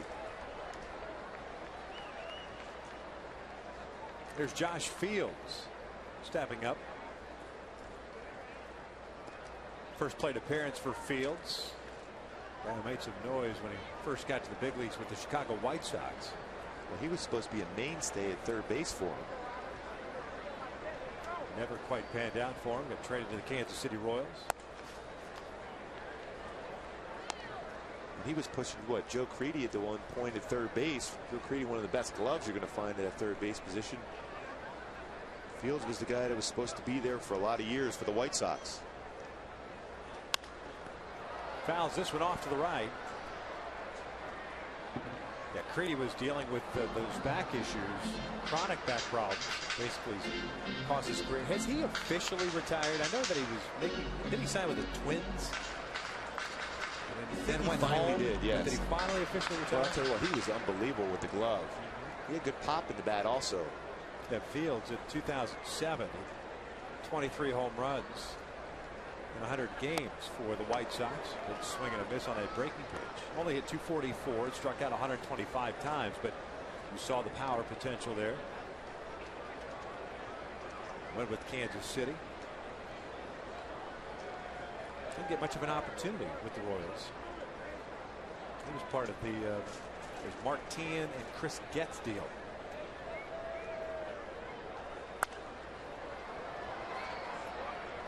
So far, seen some good things out of Isringhausen here. Throwing this cut fastball, throwing his 4-seam fastball, perfect location on that one. Good slider, staying away from that 2-seam sinking fastball necessarily, because that's not his #1 pitch. He wants to get back into a good flow where he has the confidence going to attack the strike zone. He's ahead of the count at 1 ball, 2 strikes here on Fields. Grounds one toward the middle. Amarista to his left, gets rid of it quickly. And there's the second out of the inning. I tell you what, I think Amarista's even gotten better defensively. You've seen the changes he's made offensively. But that was smooth getting to that baseball. He's got great hands, and we've talked about even before the game and even after the game the other day at the Big A how aggressive he is. No matter what position Mike Scioscia puts him in, whether it's second, short, in the outfield, he can do it all as far as aggressive going after the baseball defensively. Slow breaking pitches down and in. Adam Kennedy getting the start today at third base. Adam is 0 for 2. Strikeout and a ground out.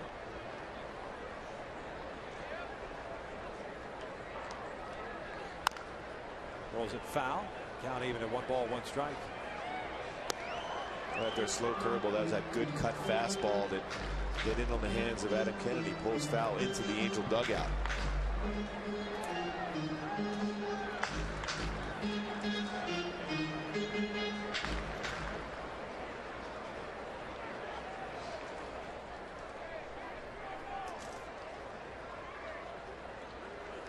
Kennedy pulls one into right field. That's going to get down for a base hit. Calhoun not able to cut it off. Kennedy in at second with a 2-out double.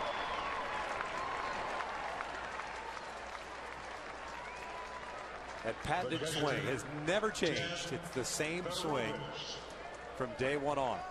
Well, definitely an uppercut swing. The top hand out through. Elevated pitch was able to allow Adam Kennedy to get the good part of the bat and hit that ball hard in the right field for a double. Running for Kennedy, number 67, Jeff Baisley. Jeff Baisley takes over as the pinch runner for Adam Kennedy at second base.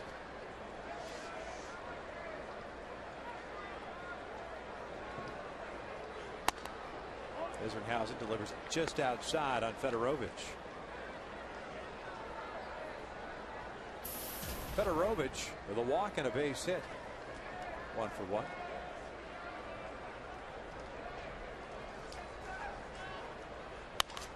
Loops this one foul down the right field line and out of play.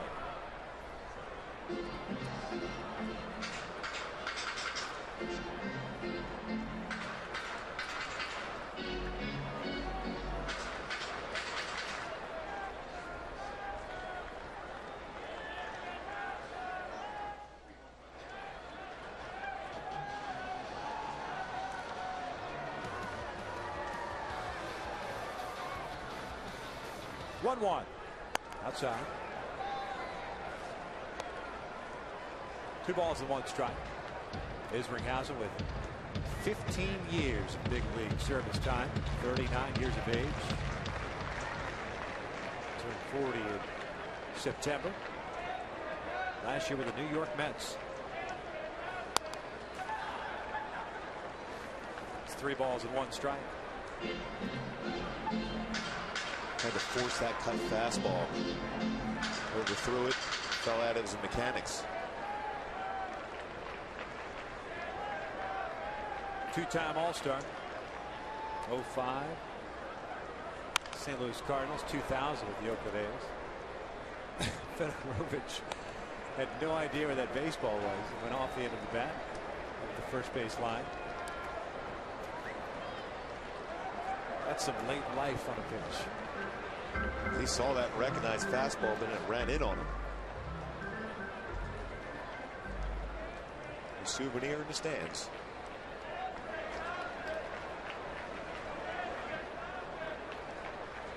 Three-2. Check swing. They wanted to appeal. Did not go. Fedorovich is looked at his second walk. Your attention, please. For the Dodgers. So 2 on, 2 outs. For Cruz, number 91, Blake Smith. Blake Smith will pinch hit here for Luis Cruz.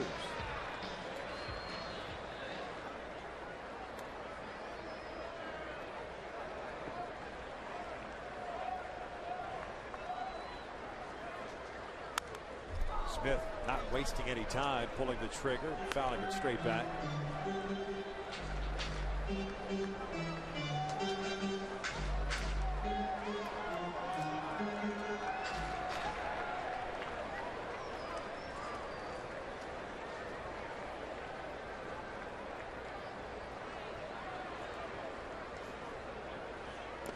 It's down and in. Doesn't matter if you're a guy that has 300 career saves or just your first time out. It's all about having confidence. Watching Jason Ginsberg here, you just see him trying to force muscle his way through some of his pitches to get back to that confident level. Smith with pretty good power. 19 home runs at Rancho Cucamonga last year. Chops this one on the ground to second. Taylor Lindsay has it. That will end the inning. No runs, one hit, two left on base, 5 in the books. The Angels up 7-0.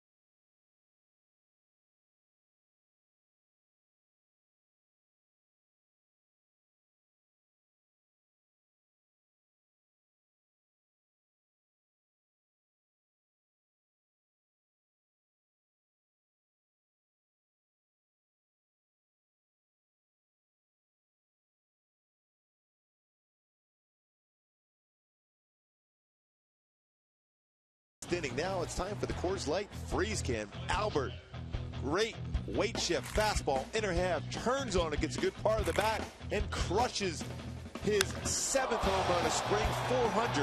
441-foot shot to left field for Albert. That was our Coors Light freeze can, brought to you by Frost Brew Coors Light. On top of the 6th inning, the Angels with a 7-0 lead here over the Dodgers. Mark Trumbo, Chris Iannetta, Peter Borges in the scheduled 3. Faced Nieve, who came on. Eovaldi in the 5th inning. Eovaldi ends the game going 4 1/3. 8 hits, 5 strikeouts, 1 walk, 7 runs, 5 earned. Trumbo today 1 for 2. A home run and a fly ball to left. Dodgers kind of shifted things around as far as their players are concerned, and we'll update you in just a second. Goes without saying, it looks like Don Mattingly's trying to get Josh Fields to play all 9 positions today. Yeah, he's everywhere. He went from being supposedly an everyday third baseman to playing everywhere now. Fields taking over at second base now. Blake Smith, who pinch hit, ended the inning, is in right. Nunez, who was at second base, is the shortstop, and Garcia, who was the right fielder, is in left.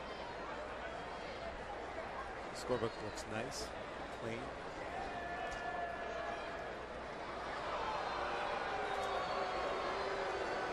Trumbo fouls it back. 2 balls, 2 strikes. Can't forget about Jeff Baisley either. Pitch ran. He's over at third base. Is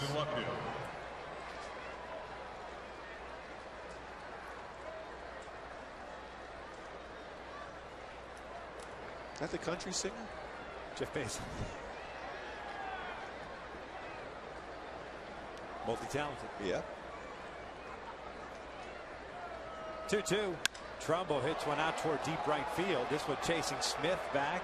Stepping onto the track. Makes the catch for out number 1. So 1 away. Here comes Chris Iannetta.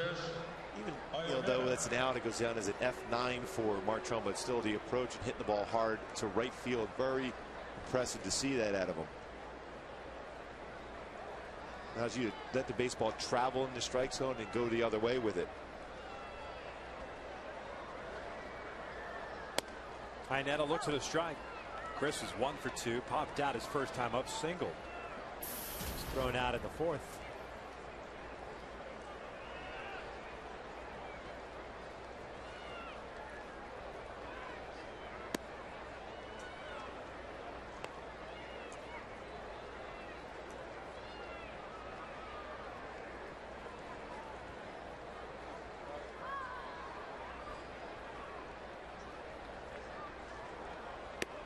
Down low. 2-1.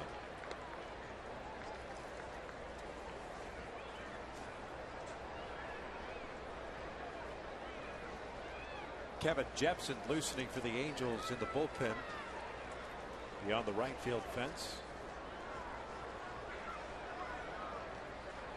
That's inside. 3 balls and 1 strike. There's Jepper.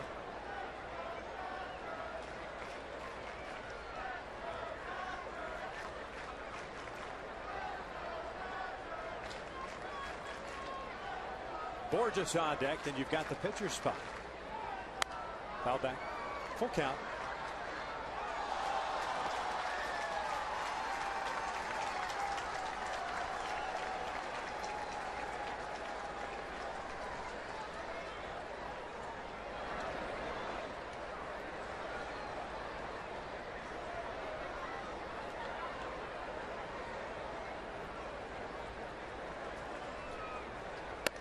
Upstairs, and he walked him.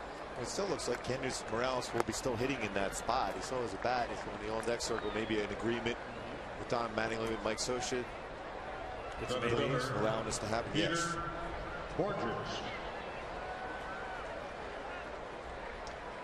The beauty of spring training games, the exhibition. Yeah. Kind of like the All-Star game once was. Allegedly. Sometimes I would always think, wow, it would be cool to keep some of my spring training numbers on the bubblegum card. Then there's other springs that go, I'm glad they're not on there. Yeah. Although Albert Pujols might want to take his numbers.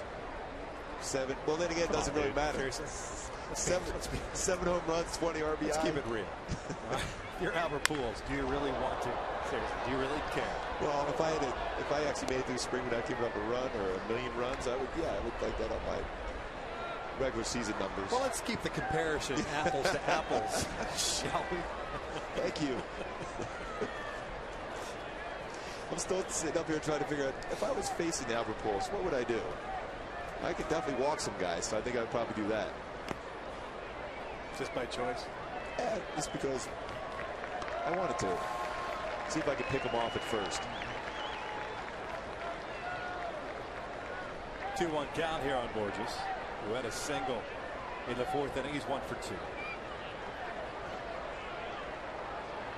Only inning in which the Angels have not scored is the 3rd. It was the inning that Eovaldi had a 1-2-3 frame. The only time he did that today. Solo runs in the 1st and 2nd, 2 in the 4th, 3 in the 5th. Now been able to get on the same page. Fedorovic and Nieve talking things over. This is the one thing, whether you're in Little League or high school or college or professional baseball, the importance of having a good rapport with your catcher if you're a pitcher and having that tempo being quick on the mound.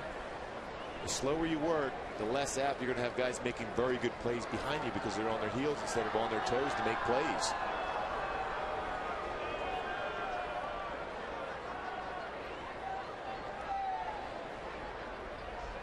Borges swinging through the high fastball, evens the count at 2 balls, 2 strikes.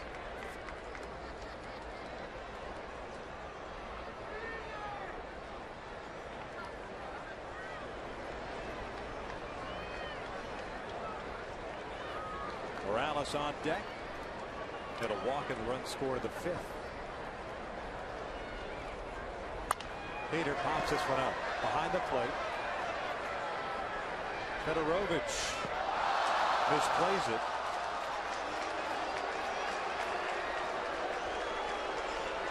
And he gets charged with an error. Look at that high sky here at Dodger Stadium, a day game. It's difficult to pick up. Catcher in the right position to be able to turn your back and be able to come back for the baseball, but then lost it. It looked like to me he committed himself too quickly. You've got to turn around as a catcher. The biggest trick is finding the baseball, settling yourself, and then taking a couple steps towards it. On a high one, especially on a high one like that, the ball's going to eventually come back towards the plate. Physics has it coming back at an angle towards home plate. Physics, huh? That's what I was told. Well, we saw that even at the Big A with that pop-up that looked like it was going to be foul, where Trumbo was starting to work his way back towards the shortstop position. He had to make a tough play on that one.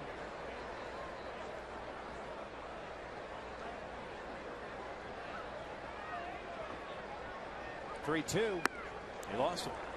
Back-to-back walks issued by Diego. Puts runners at first and second with 1 out.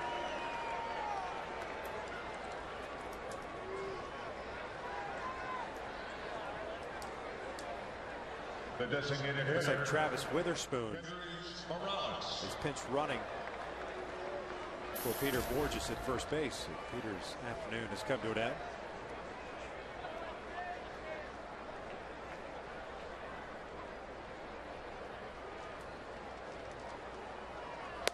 Kendrys looks at a strike. This is the pitcher's spot. Kendrys pinch hit in the 5th inning, staying in the game.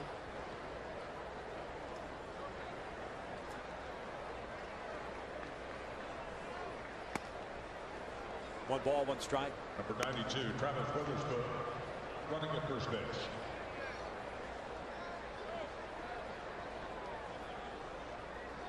Iannetta, the catcher, standing at second. 1 out walk for him. Witherspoon, the trail runner at first. 1-1 pitch. He's swinging a foul back.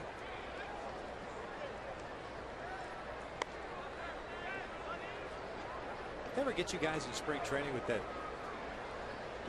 the wheel machine? Hit pitchers pop-ups, not hit them, but where the baseball's in the machine for you guys to field. Kind of make you feel involved somehow in spring training. Well, your job as a pitcher most times is communication, telling who to make that play and get out of the way. But there is times that was a tough read off that machine, though. I mean, I like to be able to try to feel my position, but the bottom line is your job as a traffic cop on the mound to be able to say, hey, you come over for first, you third, you short, come in and make the play. I'll get out of your way. Do you guys have voice coaches come in and say first, third, short, second, but do it catcher emphatically? Yes. What tone to use? Yeah, and kind of stop everybody else from coming into that area. Let that person make that play. Is that a skill you think you've been able to use? Yeah, we used to have pitchers meetings and go over that. That would be awesome. One ball, 2 strikes on Kendrys. Well, those pitchers meetings are very interesting to begin with. The best is if you're a sinker ball pitcher and the bottom line is this guy is a low ball hitter. I mean, he crushes the ball down. Okay, so how am I getting him out now? Go upstairs. Well, my best pitch is a sinking fastball. Kendrys fouls it off from left. The old master of the obvious Yes, scouting meetings. yes. So I tried to not even listen in because everybody sounded like Babe Ruth after a while. So I figured, well, if I'm going to go out there, I got to find somebody to get out. You want to be surprised. Yeah.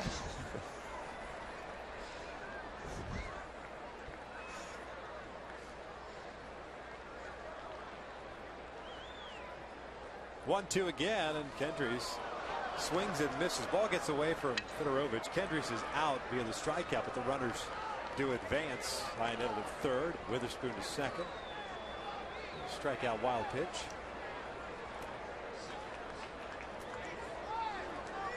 So 2 outs for Amarista with runners at second and third. Alexi Amarista, shortstop.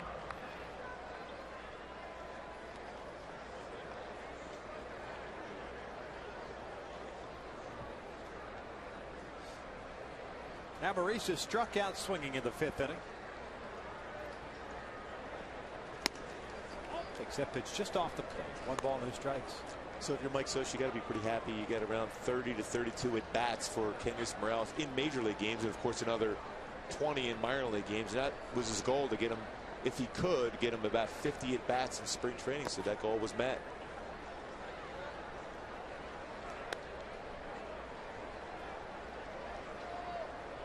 What a great story that is, really, when you think about it. Look back on what Kendrys has had to go through to be able to get to this position again. The expectations, I mean, the difference a year makes. Amarista skies this one down the left field line. Garcia is there, makes the catch. The inning comes to an end. We'll talk a little bit more about Kendrys when we come back. Into the bottom of the 6th, the Angels still in control.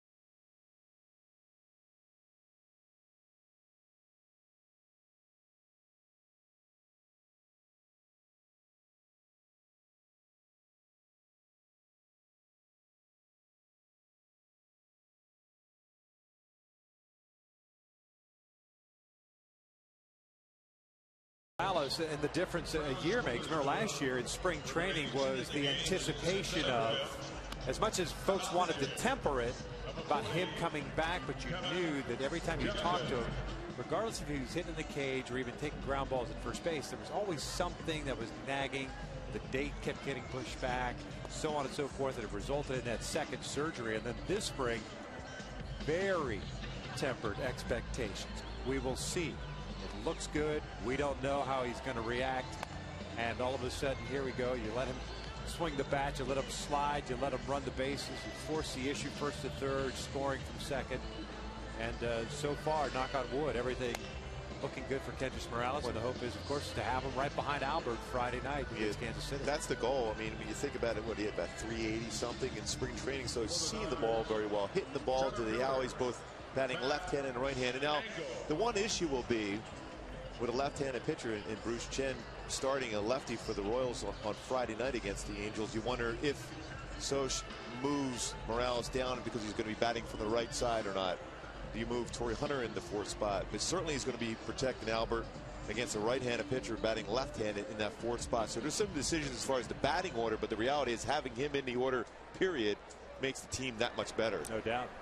Kevin Jepson takes over for the Angels. We're at the bottom of the sixth inning. Jason Isringhausen went 1 inning. Allowed 1 hit and 1 walk. Not perfect, but certainly an improvement for Isringhausen. I like the way he threw. His cut fastball was very effective. His slider curveball also very effective. A couple ground ball outs. Angle, the pitcher spot, then Garcia for the Dodgers.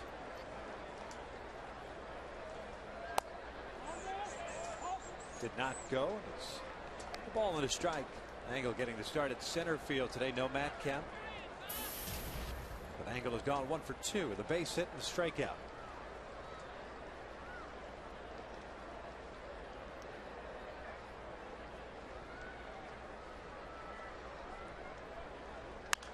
Fouled off to the left.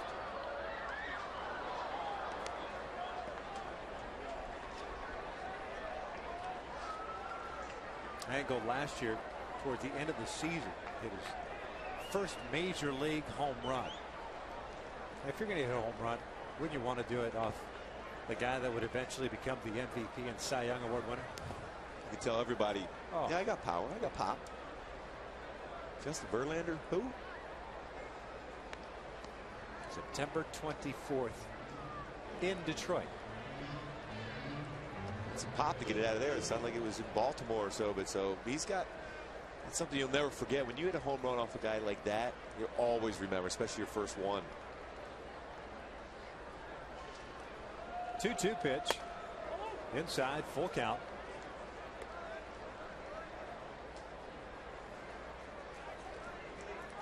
Jepson this spring pitching down his 12th game. No record of 4.09 ERA. 11 innings this spring. 9 hits allowed, 6 strikeouts, 4 walks. 3-2 missed outside, and the leadoff man is on board. And that's the one thing Mike Butcher and Mike Socha do not want to see out of Kevin Jepson. When you come out of the bullpen in these spots, walks in general, particularly a leadoff walk, especially when you possess an arm like Kevin Jepson has, a fastball 95 to 97 range, a good cut fastball, very good swing and miss curveball too. Nieva is going to hit here. Seems a little lost. He started to walk back toward the dugout looking for some help, and then ended up going to Tim Wong, third base coach. So sure there's many guys left. Forget about how many guys left. What do you think the play is going to be for a pitcher in this spot, down 7 runs in the 6th inning? Hack away? He's telling Tim Wallach, you know what, I can hit pretty good. Or must have convinced him. The man can hit really good, Tim Wallach.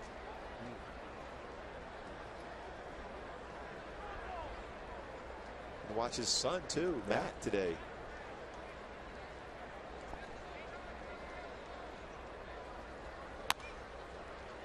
Little dribbler.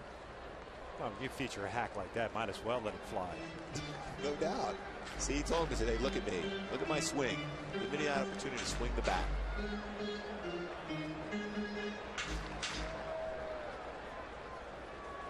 Well, I guess you kind of green light those guys that are non-40-man roster players. Real spring training invites. See what you can do with the swing. You never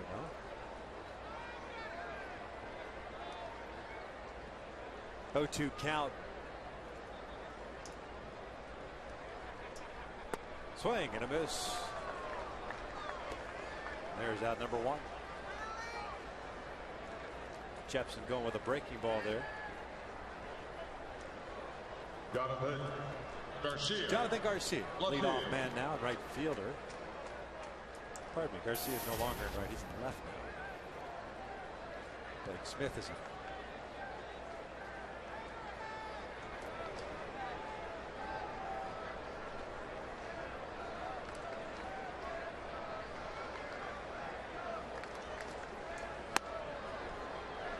Not getting cheated on that hack, and that's the one thing with Kevin. It's great to see that velocity back up there, but like you said, control has been the biggest issue for him over the last season plus.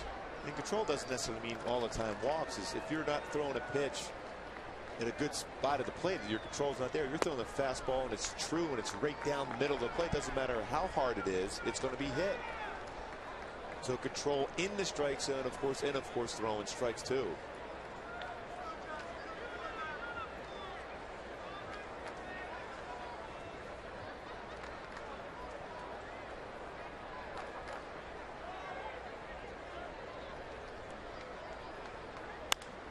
Popped him up. Cantu coming in on the infield. Grass makes the catch. 2 outs. Kids this Easter, come collect your eggs. See the Easter Bunny and hop around the bases after the Angels take on the Royals Sunday at 12:35 start. For more information, just visit angels.com/promotions. Promotions, Gooby. Are you the guy that's going to be donning the Easter Bunny costume, running the bases with the kids after You the never big know. Fox gig? Yeah. Keep the suit on and go right on and put the bunny suit on. That'd be perfect. Here's Matt Wallach.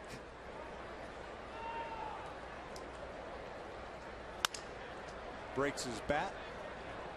Rolls it foul. It's no balls and a strike. He got in on his hand on a cut fastball. You think Dad will give him some grief?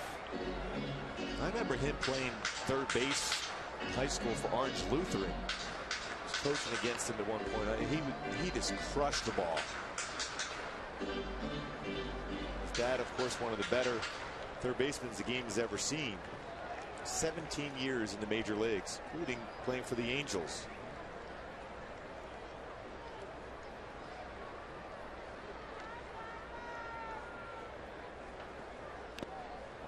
Looked like he went around the breaking pitch. He did. And it's no balls and 2 strikes. Wallach, a 22nd round pick in 2007 with the Cypress College and then Cal State Fullerton. His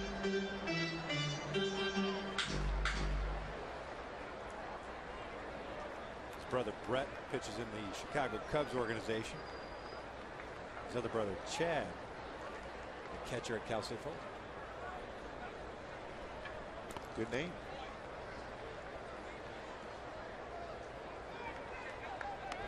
Some talent in that family. You think?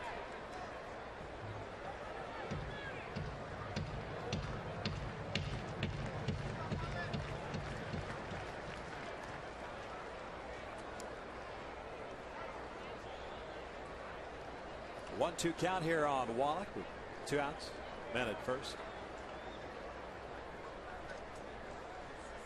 Outside. 2-2.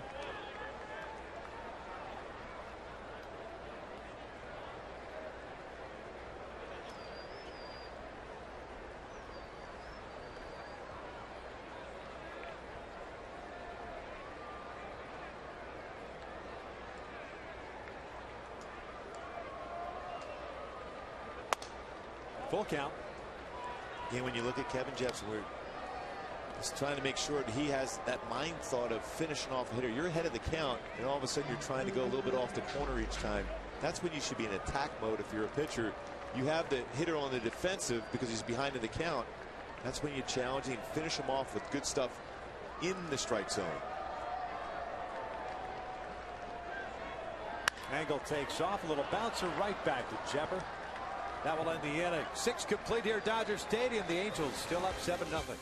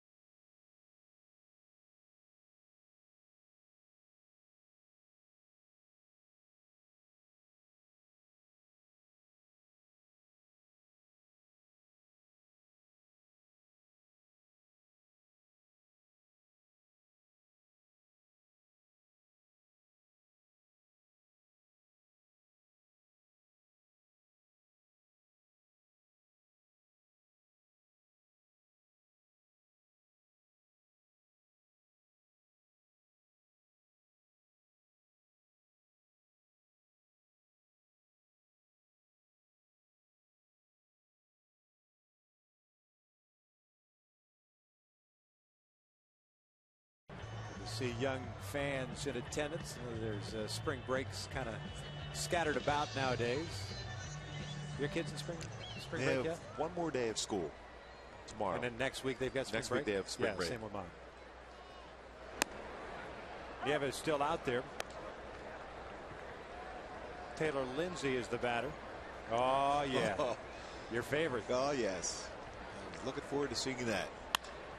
Lindsay flips one out toward left field. It's Garcia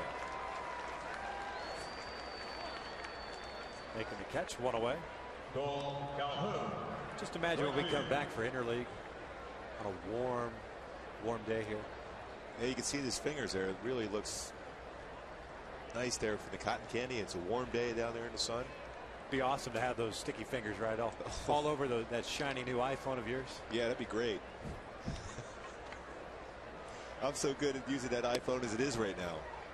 Baby steps. Yep. You're getting there. Thank you for the help, Tim. Like most of us we're at, for the most part, we are in 2012. You right now, you're hovering around 07, 08, technology wise. Thank you. Yeah, so I mean, that's pretty good that I'm that far. You've made a huge leap forward. I was thinking you were going to say I'm still in the 80s. Well, on other things, perhaps. Cole Calhoun with a fly ball to deep center and a base hit and a run scored. 1 for 2 in this game. Hey, that pink case kind of reminds me of the case you got for your iPhone. Gonna get a bedazzled one? Calhoun pops it up. No, I'll probably pass. That would be awesome. I might get you one. This copyrighted telecast is presented by authority of the Angels and may not be reproduced or retransmitted in any form, and the accounts and descriptions of this game may not be disseminated without express written consent of the Angels. That's probably the happiest copyright read ever. Yes, it was.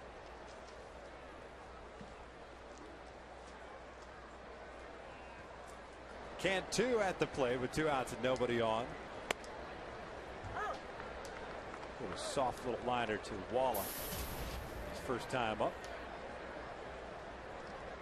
His second time up, pardon me. His first time up, he had a base hit. 1 for 2, and he bolts one out to deep left field. Forget about this one. Another home run for the Angels today. The 4th of the game, and it's 8-0 Halos.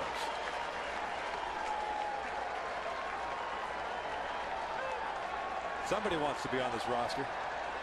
Well, he's certainly forcing the issue. There's no question about that. A couple hits, including that home run. Another RBI, giving him 10.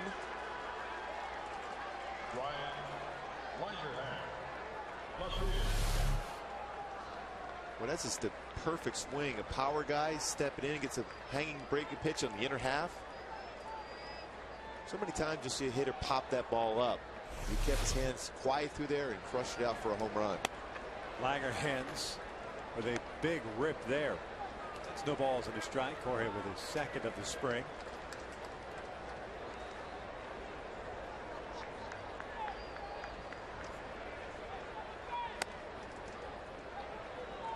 No balls and 2 strikes. Langerhans is 2 for 2 with a home run, a single, and 3 runs batted in today.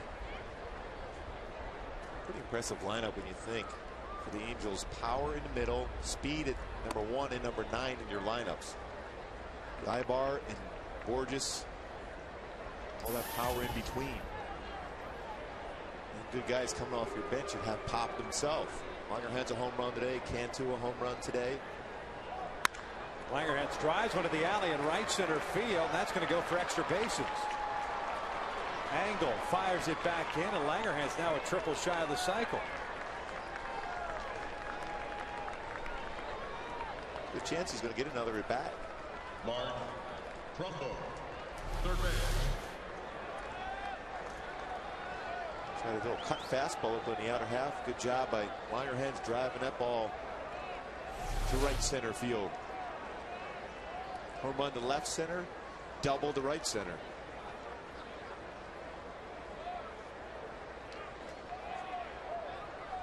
Trumbo takes that pitch upstairs. 1 ball, no strikes. Mark a 1 for 3 game. Towering shot just to the left of straightaway center field. Back in the second inning, a fly ball to left and a fly ball to right. The 1 to right in the 6th inning took Blake Smith to the warning track. There's a strike on the inside corner. Evens the count at 1 ball, 1 strike. Pujols, Trumbo, Langerhans, and Cantu all gone deep for the Angels today. Halos 8th in the American League last year with a long ball, 155 home runs hit. I gotta believe that'll be a little different this year if everyone stays healthy and stays in this approach they've taken in spring training.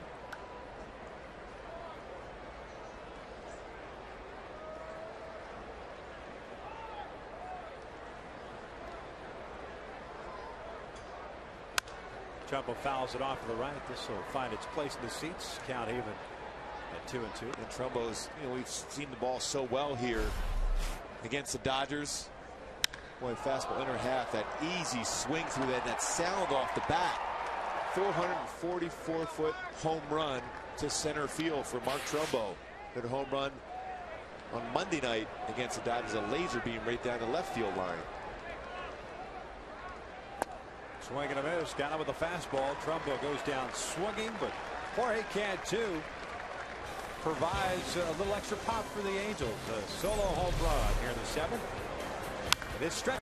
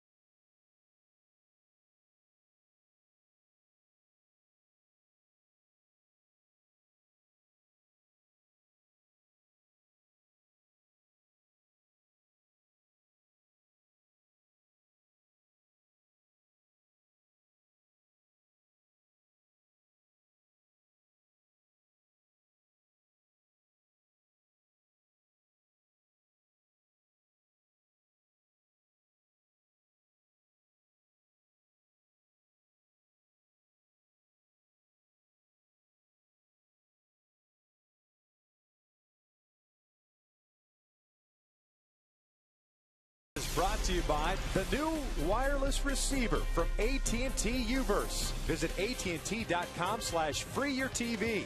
Rethink possible. By CarMax. Start the search for your next car at CarMax. CarMax. Start here. And by Hawaiian Gardens Casino. Get your game on. Now pitching for the Angels. Halos up here in the bottom of the 7th. 8-0. New pitcher on the mound for the Angels, David Carpenter, takes over for Kevin Jepson, who went 1 inning.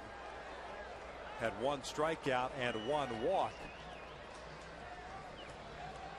Carpenter, 24 years of age, 9th round pick in 2009 out of Paris Junior College. He's a Texas native as well. He has looked good this spring. 3 2/3, 4 strikeouts. Nice job as far as attacking the strike zone, not putting himself in situations where he has to groove a fastball to get it out. Carpenter, a non-roster invitee to spring training. Grew up in Grand Prairie, Texas. Started the season last year at Inland Empire at 11 saves in 25 games with a .93 ERA. Then went to Double-A Arkansas. Pitched in 19 games there, had 5 saves, never allowed a run. Fastball is inside. 1 ball, no strikes.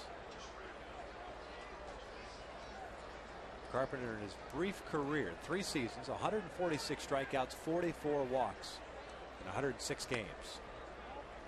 And he falls behind here, 2 balls and no strikes.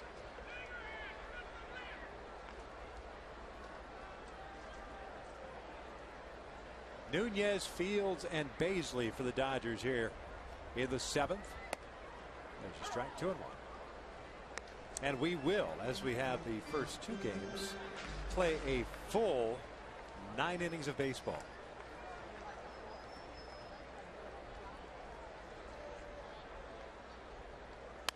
Fouled off to the right, 2 balls, 2 strikes.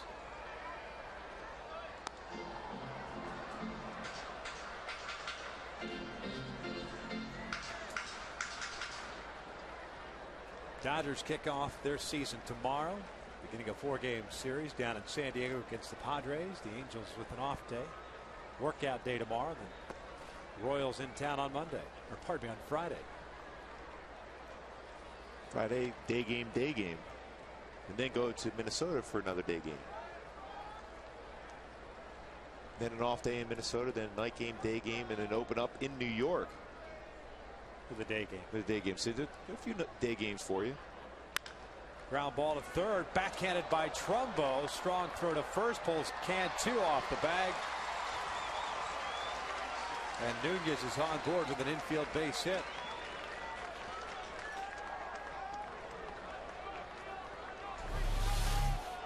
Solid play with the glove here for Trumbo, way behind the base, right in that corner between the dirt and the grass in the outfield, but the throw offline for Trumbo. You can see the arm strength, but the accuracy not there for him. Still a good play with the glove, and there's a reason why Mike Scioscia has kept him in here all the way through to get those repetitions at third base.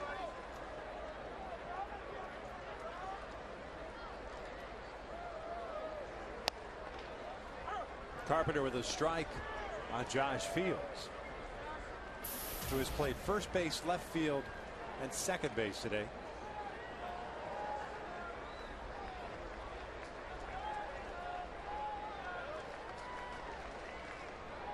Oh, 1 pitch. Fouled off to the right.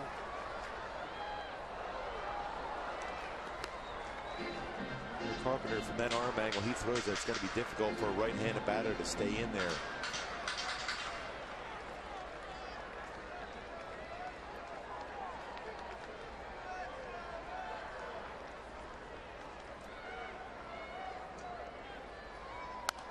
Foul back to the right. You see Josh Fields having a tough time doing so. And Carpenter throws across his body, hides the baseball well, and then throws from that 3/4 arm angle.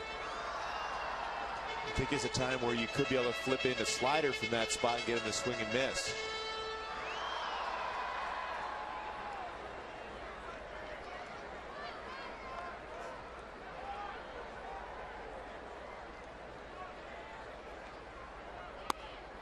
Missed down low.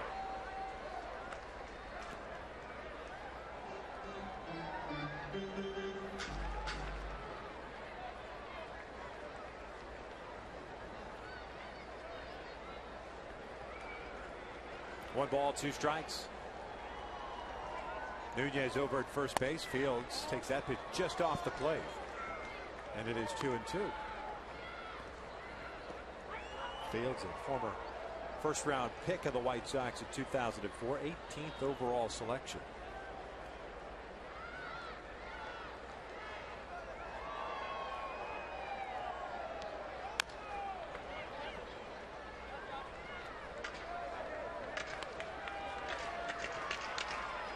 Carpenter battling with the big man.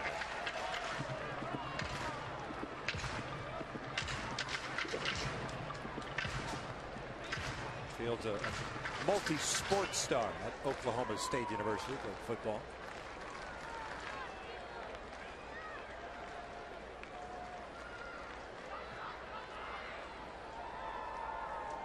Two-two. Full count now.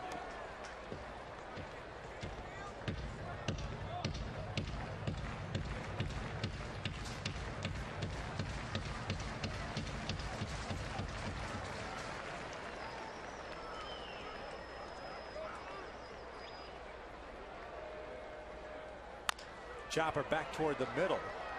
Nice play at second base by Taylor Lindsay. You get the lead runner there. Fields will advance to second on the error. Tough hop by Taylor Lindsay to snag the lead runner there, but unable to throw a strike to Cantu to complete the double play. Bounce high, gets up, makes the play, steps right on the base, and the throw with the runner coming right at him at that point had to be quick with his throw to first base. Cantu trying to stretch out, make that play on the one hot throw to him. Unable to do so, the ball went into the dugout. Allows him to advance to second.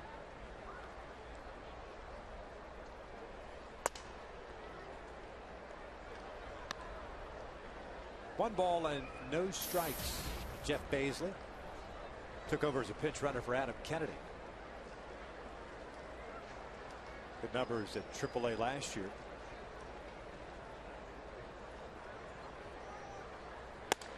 Upstairs. 2 balls and no strikes.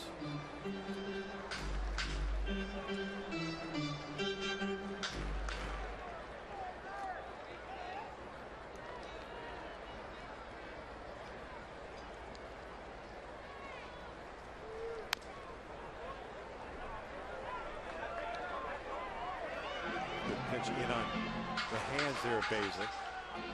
Excellent sink on that fastball. Baisley's been around, 29 years of age. Had some time in the big leagues with Oakland back in 2008. 12th round pick.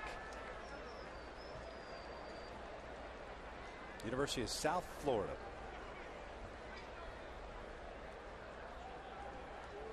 You know where he went to high school? Lando Lakes High School, Florida. Isn't that home of the butter place? It's butter, right? Lando Lakes. Is that Minnesota? I mean, do people still use butter? Yes. Yeah. On occasion. Especially when you're making cookies and cakes.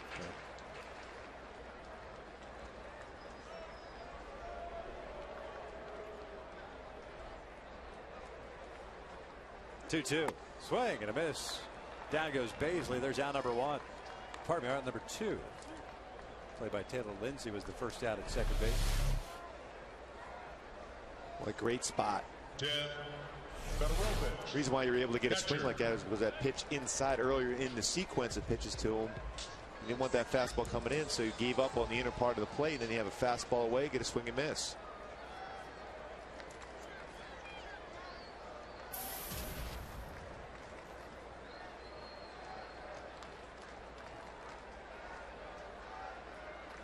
Tim Fedorovich, catcher, takes a strike.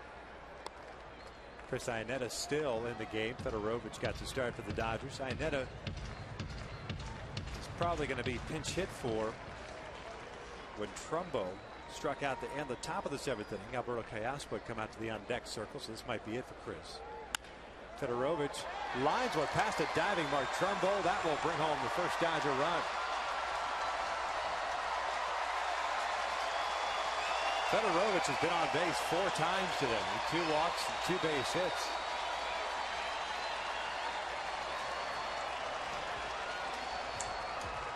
Just past the diving play, an attempt by Trumbo at third base.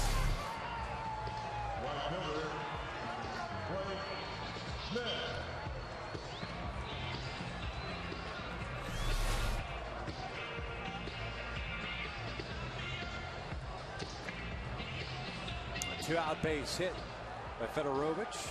Keeps getting alive for the Dodgers here. The 7th 2 outs. There's Blake Smith, who's 0 for 1.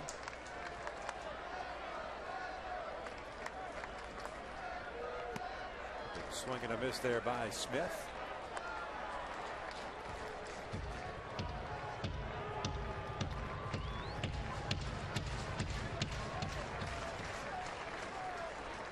Base hit by Fedorovich, the 8th for the Dodgers. The Angels have 11. Both teams have committed 2 errors. The breaking pitch is down and in. 1 ball, 1 strike.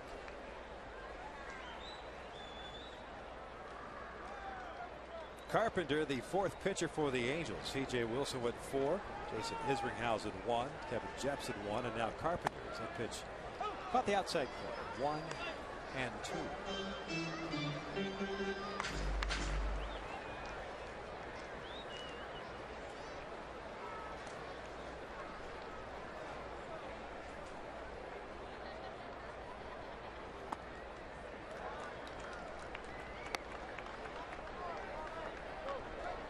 Carpenter kind of reminds me a little bit follow-through wise Michael Kahn. That falls off a little bit to the first base side. Hides the ball very well. Full count now.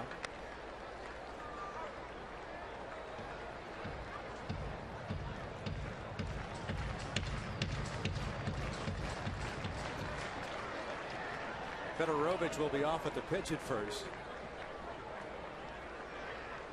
3-2 swing and a miss. Down goes Smith. The inning comes to an end. The Dodgers get on the board. 7 complete. The Angels up 8-1.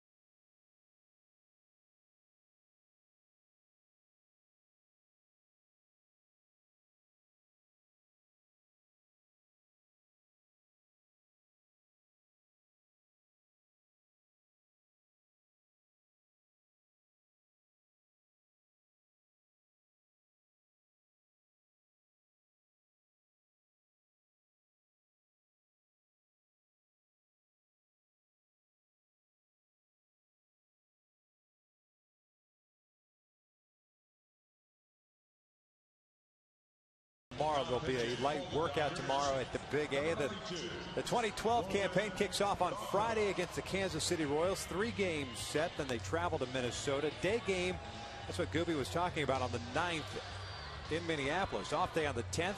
Night game on the 11th. Day game on the 12th. Day game on the 13th. That's the Yankees home opener. A day game again on the 14th, which is a Fox Saturday baseball game. A night game on Sunday the 15th. That's an ESPN game. And then back home to take on the Athletics for 4 and the Orioles in town. So a lot of day games. And then you got that travel situation from New York on a Sunday night baseball game, which will start there at 8 o'clock. I believe it's 8 o'clock. 8 o'clock Eastern time. Yes. and then to fly cross country to start a series against the Athletics. And the good thing is the Yankees games are usually pretty quick too. Yeah. But the reality is, when you look at that schedule, if the Angels play well, it's a pretty favorable schedule in the month of April, which, you know, a lot of people were in talk about in the games in September, but April just as important, an opportunity to go off to a very good start.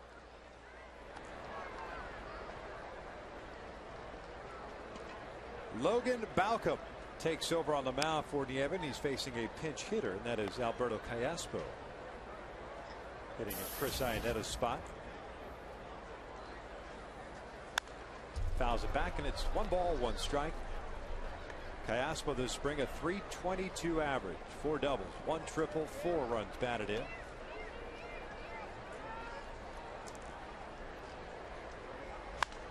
This one fouled back just above us.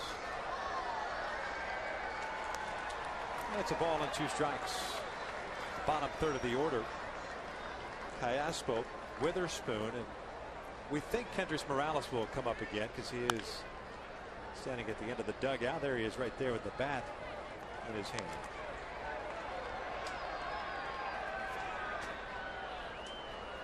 There's Kendrys. 2 at-bats for him, or plate appearances I should say. A walk with a run scored and a strikeout for the big man. 1-2, lifted in the air to left. Garcia makes the catch, and there is the first down. Center fielder, Travis Witherspoon. So here's Travis Witherspoon. The battle of number 92s. Balcom and Witherspoon. You don't miss a thing, do you? Who you picking? Witherspoon. We're in the last battle of Texans. Langerhans got that battle. Right. Swing and a miss. Tied him up. 1 ball, 1 strike.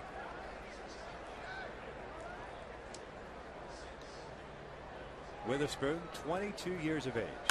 Bounces one right back to the pitcher. It's a foot race of 92 to the bag, and he finally gets rid of it. And number 92 is out. The designated hitter. Hit well, though. Yeah. Kendrys Morales. So it's a half win. Yep. So 2 up and 2 down. Kendrys Morales coming to the plate.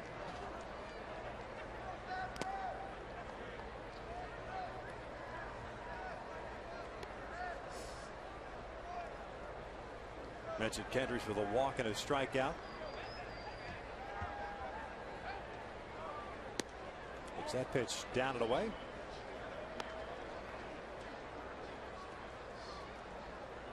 Fernando Nieva, who was on the mound for 2 2/3 innings, gave up 3 hits, struck out 2, walked 2, and allowed 1 run. This one's fouled off the left.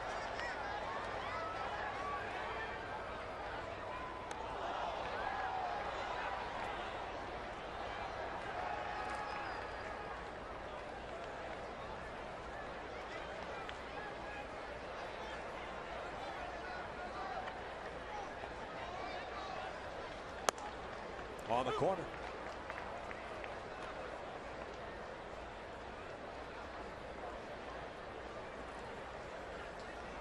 Two balls, 2 strikes.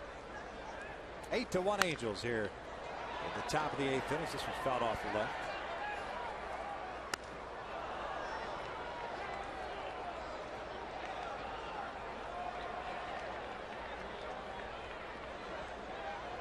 Balcom, a product of Texas as well, as Kendrys fouls this one off.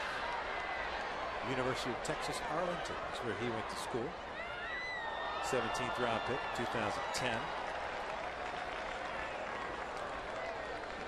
27 combined saves last year, leading the Dodgers organization.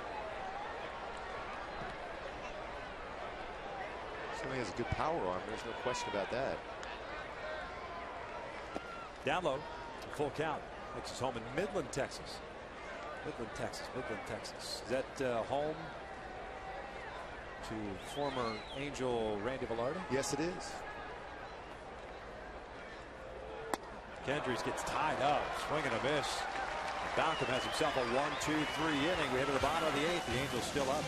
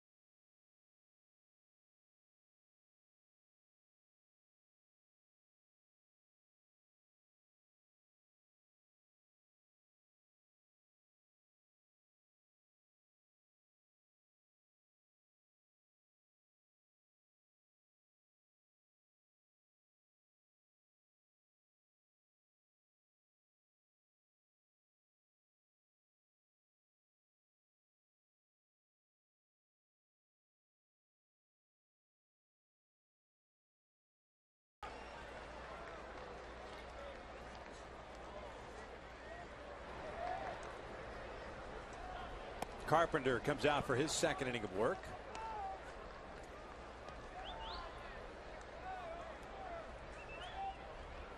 Angle, the pitcher's spot, and then Garcia, 9-1 for the Dodgers. Outside. 2 balls and no strikes. See if Carpenter could reel it in a little bit this inning. Gave up 2 hits, but some deep counts in that 7th. Also gave up a run.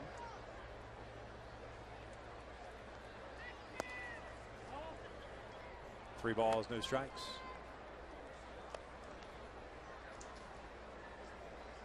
When he's starting that fastball on the outside corner, it's going to be very difficult to keep it on the corner. So you want to start that middle part of the plate. And he walked him, a 4-pitch walk to start this bottom of the 8th. Hitting the road, take the Angels with you this season. Subscribe to MLB.tv today to see every Angels out-of-market game live online and on your favorite devices like Gooby's brand new iPhone in HD quality. Visit Angels.com to order and get more details. MLB.tv today. Baseball everywhere. Today. Everywhere. Baseball.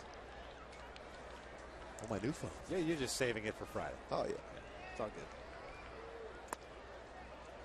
And by the way, I mean, MLB.tv is unbelievable. Watch it on the iPad. You're going to go to the iPad, you're going to keep the MacBook. MacBook's good. Yeah. Yeah. All right with that. iPhone baby step, right? Yes. Just one small step. I can't overload my brain there. And we just got you figured out on the MacBook last year. Yes. Took some time. It did indeed. I needed that 6 months off before I got the phone here now. So now I'm ready. Griff Erickson is the batter. And the breaking pitch is down low. 1 ball, 2 strikes.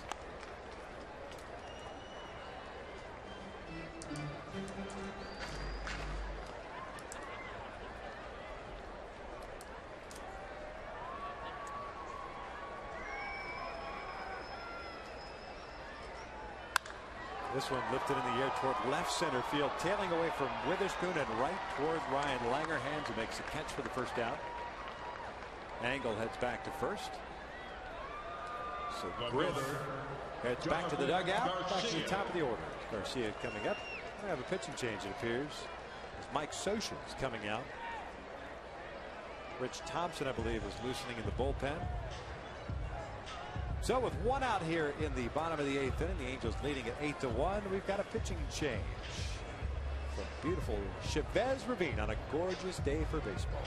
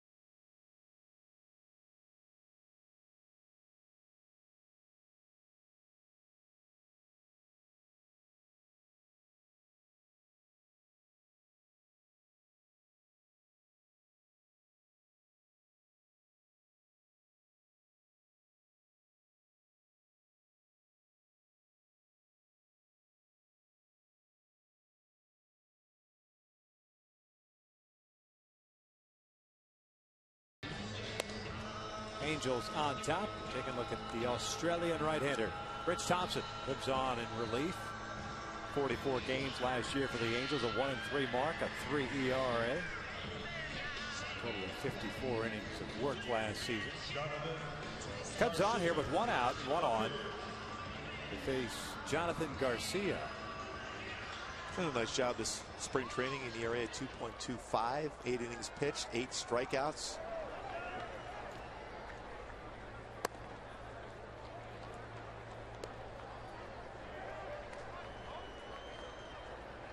Garcia has walked and popped out.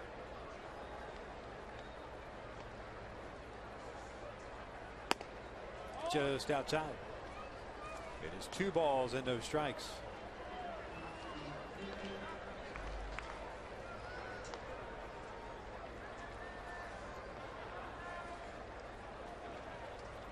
This one lined, and that is beyond the reach of Alexi Amarista in the left field.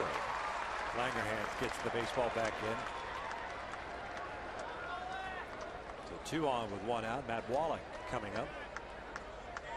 First baseman, Matt Wallach.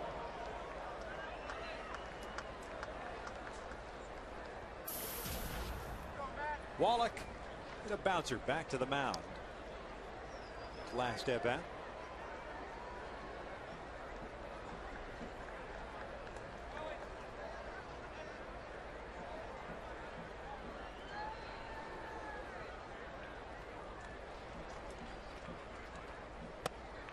Fastball missing yet. Well, you know Rich Thompson is going good when he's got that big hammer going. Sharp, tight, throwing it for strikes. He's got one of the best swing and miss curveballs in the American League, but the bottom line for him to be effective with that pitch, he's got to be able to establish that sinker fastball and of course his cut fastball. There's a fastball for a strike. Well, he's made a pretty good transition, Victor, over the years. When he first came up with the Angels, he was a power fastball guy. 94, 95, a lot of 4-seam fastballs, but has incorporated the 2-seam sinking fastball along with a cut fastball. Good movement on that one. 1 ball, 2 strikes. Now, we talked about it before where, you know, when a new pitcher comes into a team like a Dan Herron, a bunch of guys, you'll sit around there as pitchers, you'll pick the brain of a new pitcher coming in and say, what pitches do you have? You see a number of guys in this staff for the Angels throwing that cut fastball. Emergency hack, slow roller to third. Trumbo has it. Clean transfer. They get Wallach for out number 2. Garcia advances to second. Angle is over at third base with 2 outs now. Luis Nunez coming up. The shortstop, Luis Trumbo's certainly been tested in this game. A number of ground balls, tough ones too. A couple of slow rollers up the third base line, a couple behind the base, the third base. Good throw there. Nice play on that one. And off that left-handed bat, different roll, different spin.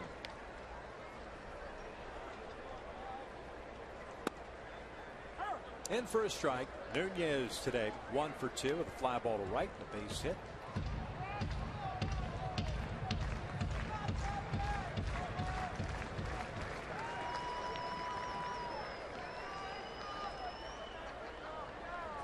Forgot to give the new catcher behind the plate some love. That's Jeff Bandy taking over for Chris Iannetta. A lot of big numbers out there. Lots of them.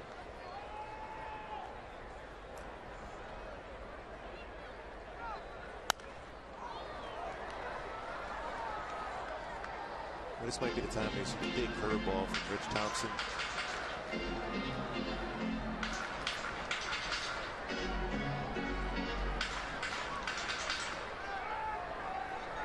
One ball, 2 strikes.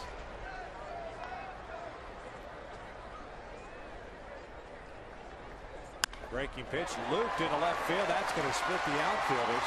Langerhans does a nice job of cutting it off, and he holds Nunez to a long single as the 2 runs come across. It's 8-3 Angels. It was the breaking pitch, but it wasn't the 2-strike breaking pitch that you want to get that swing and miss on, or at least get him to chase. Yeah, that's more of a one where you're trying to throw for a strike. You're either behind the count or first pitch. You got a little bit too much to the plate. You want to almost trust your catcher to be able to block that ball in the dirt when you've gotten ahead with that type of bite you have on a breaking ball.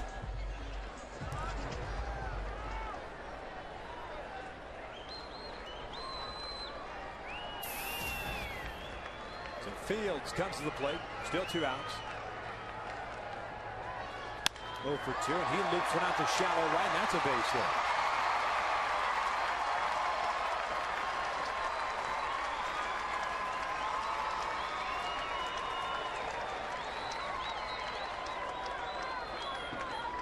Third baseman, Jeff Baisley. Thompson trying to close out this 8th inning. All of the arms that Mike Scioscia wanted to get some work in for today have all pitched. Isringhausen, Jepson, Thompson. C.J. Wilson started the game with 4 innings. C.J. had his pitch count get up there early. Otherwise, probably would have gone 5 or 6. Yeah, had some command, but especially with his breaking pitch. Change up too. Again, your last start out, the adrenaline's a little bit different. Of course, the air different from Arizona here to Los Angeles for him. But overall, pretty good battle for him, and he did a nice job as far as negating any opportunities to score. Lazy fly ball to shallow left center field. Langerhans comes in and collides with Witherspoon, but the veteran makes the catch and hangs on to it. The Dodgers get 2 as we head to the 9th. Angels leading at 8-3.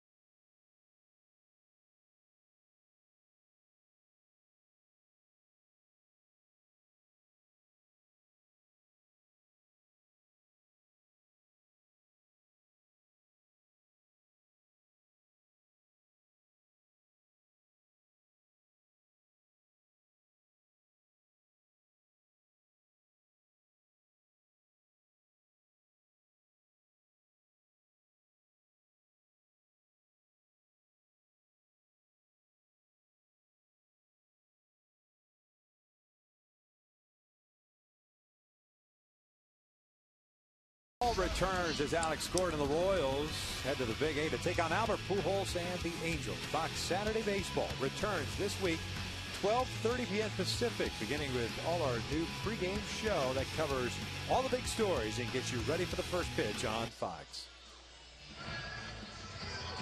8-3 here, the top of the 9th. They are dancing here at Chavez Ravine, and why wouldn't they? We've finally reached the 9th inning of the last spring training game of the season. A new pitcher on for the Dodgers. In the 9th, it'll be the top of the order for the Angels. Amarista, Lindsey, and Calhoun. Face Will Savage. Savage takes over for Balcom, who went 1 inning. Struck out about it. A very easy 1-2-3 inning. Just over 16,000 announced attendance here at Dodger Stadium.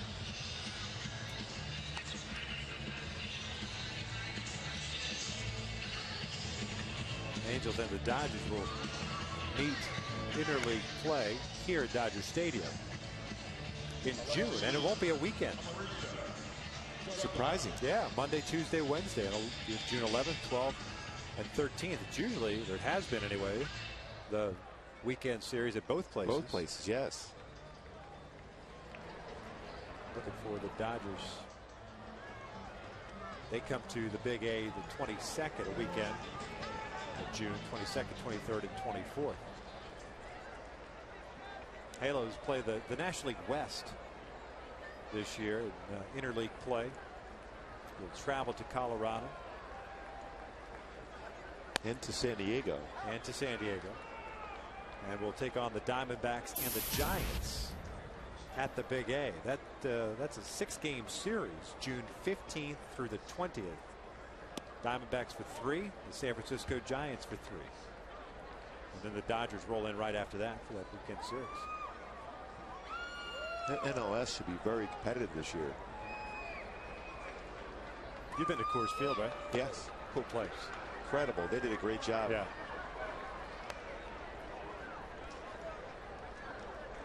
Angels will be at Coors Field just before coming here to Dodger Stadium. That's the 8th, 9th, and 10th of June. Well, it's nice to be talking about the schedule and looking ahead and finally get it going. Beginning on Friday night. Remember, it's a 7:10 start on Friday. A lot of opening day festivities planned. And best day, that opening day.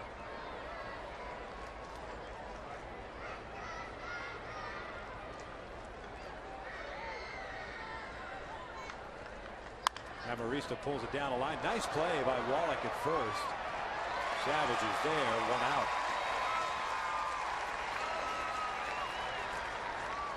I always thought that was a tough play for first baseman that pitched down and into a left-handed batter. Kind of lose sight of the baseball. And all of a sudden it's a skimmer down the line. Hit fairly well too. You got to pick it up, track it as much as possible. It's very difficult. You can see his first reaction was difficult to pick up, but then his athletic skills allowed him to dive and make that play and a good flip to first base to get the out. And I saw him play at least the high school level, third base, so he has that ability with both footwork and the glove to make plays.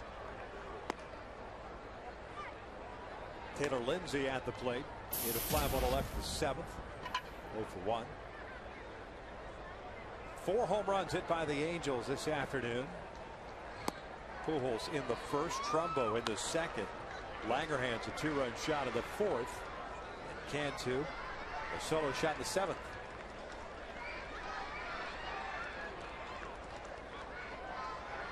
Jordan Walden loosening for the Angels in the bullpen. He'll come on and pitch the bottom of the 9th.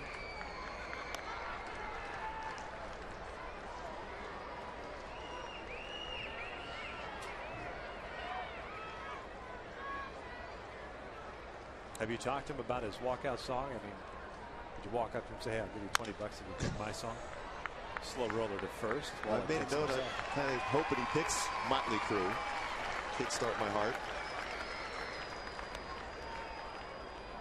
Right fielder. I don't know if I have that type of pull for him, though. I think you might be manipulating the system. I don't know.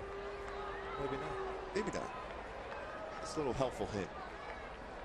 Facebook.com/Fox Sports West is where you can give us your input on the Jordan Walden walkout song. You don't happen to be on Facebook, do you? No, almost. Yeah. Okay. Just about there.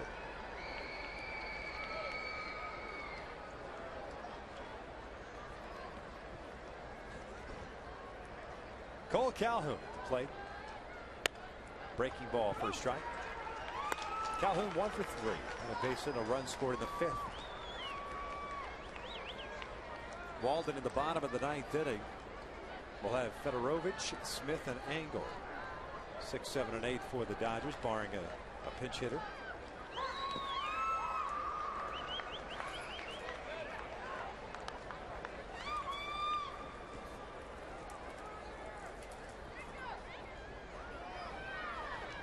You always look for some young player to make an impression to your manager in the front office, and Cole has certainly done that.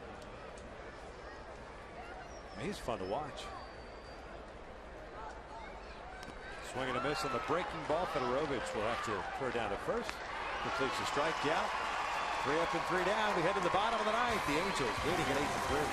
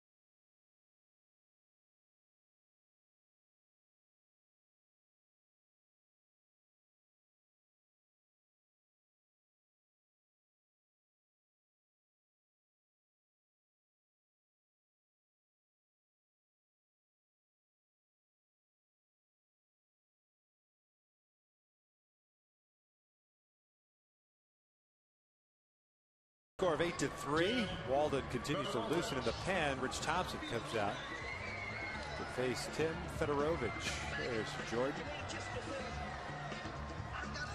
So it leads you to believe we will have a pitching change here at the bottom of the ninth.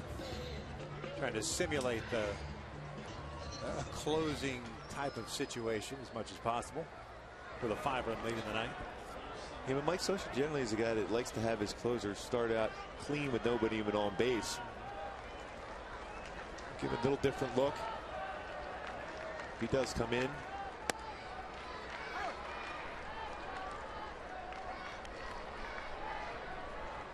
Fedorovich today has been on board all 4 times. 2 singles, 2 walks, and an RBI. He's had some good plate appearances today. Working the count, deep in the counts. Both teams with 11 hits, both teams with 2 errors. Breaking pitch, got him looking down, goes Fedorovich, 1 out.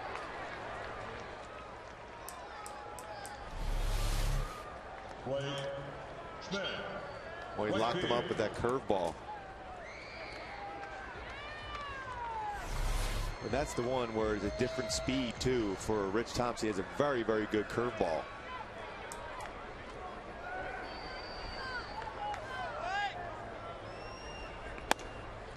Missed inside with that pitch. Blake Smith, the right fielder, 0 for 2. Ground ball to second and a strikeout.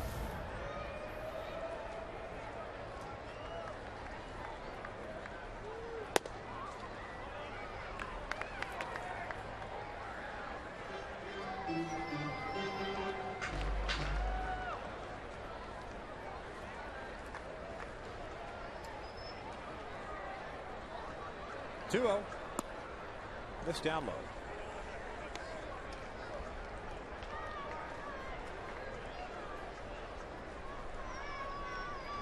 Mike Scioscia announcing the rotation for the weekend against Kansas City.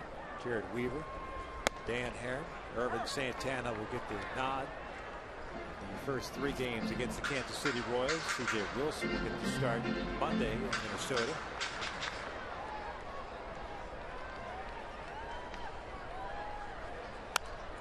Foul back. I was talking to Irvin Santana before the game that he's ready to go too himself. He accomplished a lot in spring training. He's comfortable with the changeup. He's always had a decent changeup, but didn't throw it a lot in the past. You have a slider that like he has and that power fastball that he has also. You generally shy away from it, but he was committed to it this spring training. Witherspoon coming on and makes a terrific diving catch on that sinking liner for the 2nd out of the inning. Well, that's a tough play. He's both going away from you. Runs, good beat on it all the way. Diving play. Outstanding defense for Witherspoon. So we got our pitching change coming up. Rich Thompson is done. Jordan Walden coming on with 2 outs here in the ninth.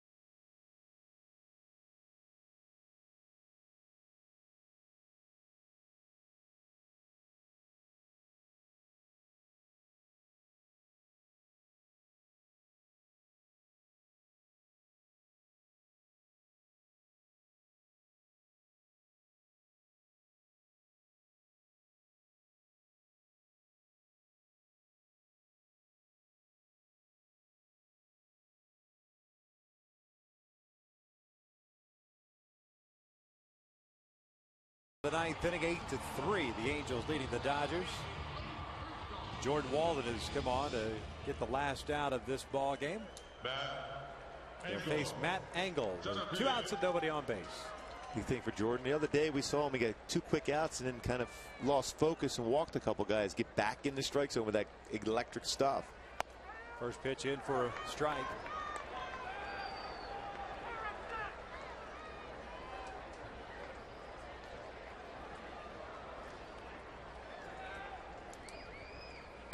Swing and a miss, just blowing the fastball right by Engel. He's played the entire game. 1 for 2. Single, strikeout, and a couple of walks. He's also scored a run. The 0-2. Bouncing that one about 4 feet in front of home plate. Tough play there.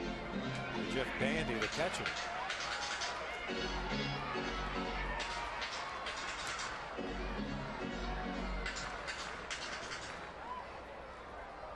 Look, that might have been a changeup he just tried to force through. Swing and a miss. Down goes Engel, and Jordan Walden closes it out. The Angels pick up the victory here this afternoon. Gooby 8-3 the final. More a lot of positive. Of course, the long ball throughout the game. Albert Pujols won at bat, hit at a 441-foot shot. Trumbo home run. Langerhans, Cantu. Solid performance by C.J. Wilson. Of course, it's good to see Jordan Walden finishing up. Really good slider there after change up in the dirt. Be able to get the swing and miss and finish this game up for Mike Scioscia as they complete the spring training schedule. The Angels pick up the victory once again against the Dodgers. Have an off day tomorrow, workout day at the Big A, and then kick off opening night Friday against the Kansas City Royals. 4 total home runs hit in this ball game. 11 total hits for the Halos. 8-3 the final. That'll do it for us from up here. And I tell you what, Gooby, it's been fun. And it's only 2 games, but I think everyone's ready for the real deal to happen beginning on Friday. Boy, it's fun to look at this lineup and what Albert Pujols has meant to this lineup, and the patience and the ability to drive the ball now. The pitching staff is set up perfectly. The rotation has been outstanding. Got a lot of good work in, and the fundamentals of which Mike Scioscia preaches so much. They've done that for such a long period of time in Arizona, and of course carried in here against the Dodgers in this series. Well, as we know, we got a couple of more decisions to be had as the opening day roster gets set, and the guy who's making that decision is down on the field. Mike Scioscia with Jose Mota. Thanks a lot, Victor. Mike, from the end of the preseason, the things that you projected, the things you see developing, and how much better could things be on the offensive side? What do you like? Well, obviously we're driving the ball better. We've been driving the ball better this spring. You know, there's some guys that are starting to get into their game, and we're going to need them to, as the season starts, to carry it over. And then some guys obviously are still searching for things, Jose. But I think overall we're where we need to be. Certainly our starting pitchers are where they need to be. And if Walden and Jepson can throw the ball like they did today through the season, we're going to hold leads. Is this one of those bittersweet afternoons for you, because you know there's some news that is not going to be what some guys expected, and some news, of course, is going to be surprising and glad for some guys? Well, actually, you know, there aren't really that many cuts that we've had to make. Some guys have been injured. We've talked to some players over the course of these couple days, and you know, it's always tough when a guy when you tell him he's not going to be with your club. And then, of course, there's some guys that are excited about being with their club, and you break the news to them. But this year hasn't been one that's been a lot of controversy or a lot of tough decisions. A lot of them were made for us. You know, we have a deep club. I think now the decisions are really going to moving forward as far as playing time for guys and who earns the playing time and who's productive. That's going to be what we're going to look at. As always, thank you for your time throughout the preseason. Outstanding job. Thank you. All right, Jose, thank you.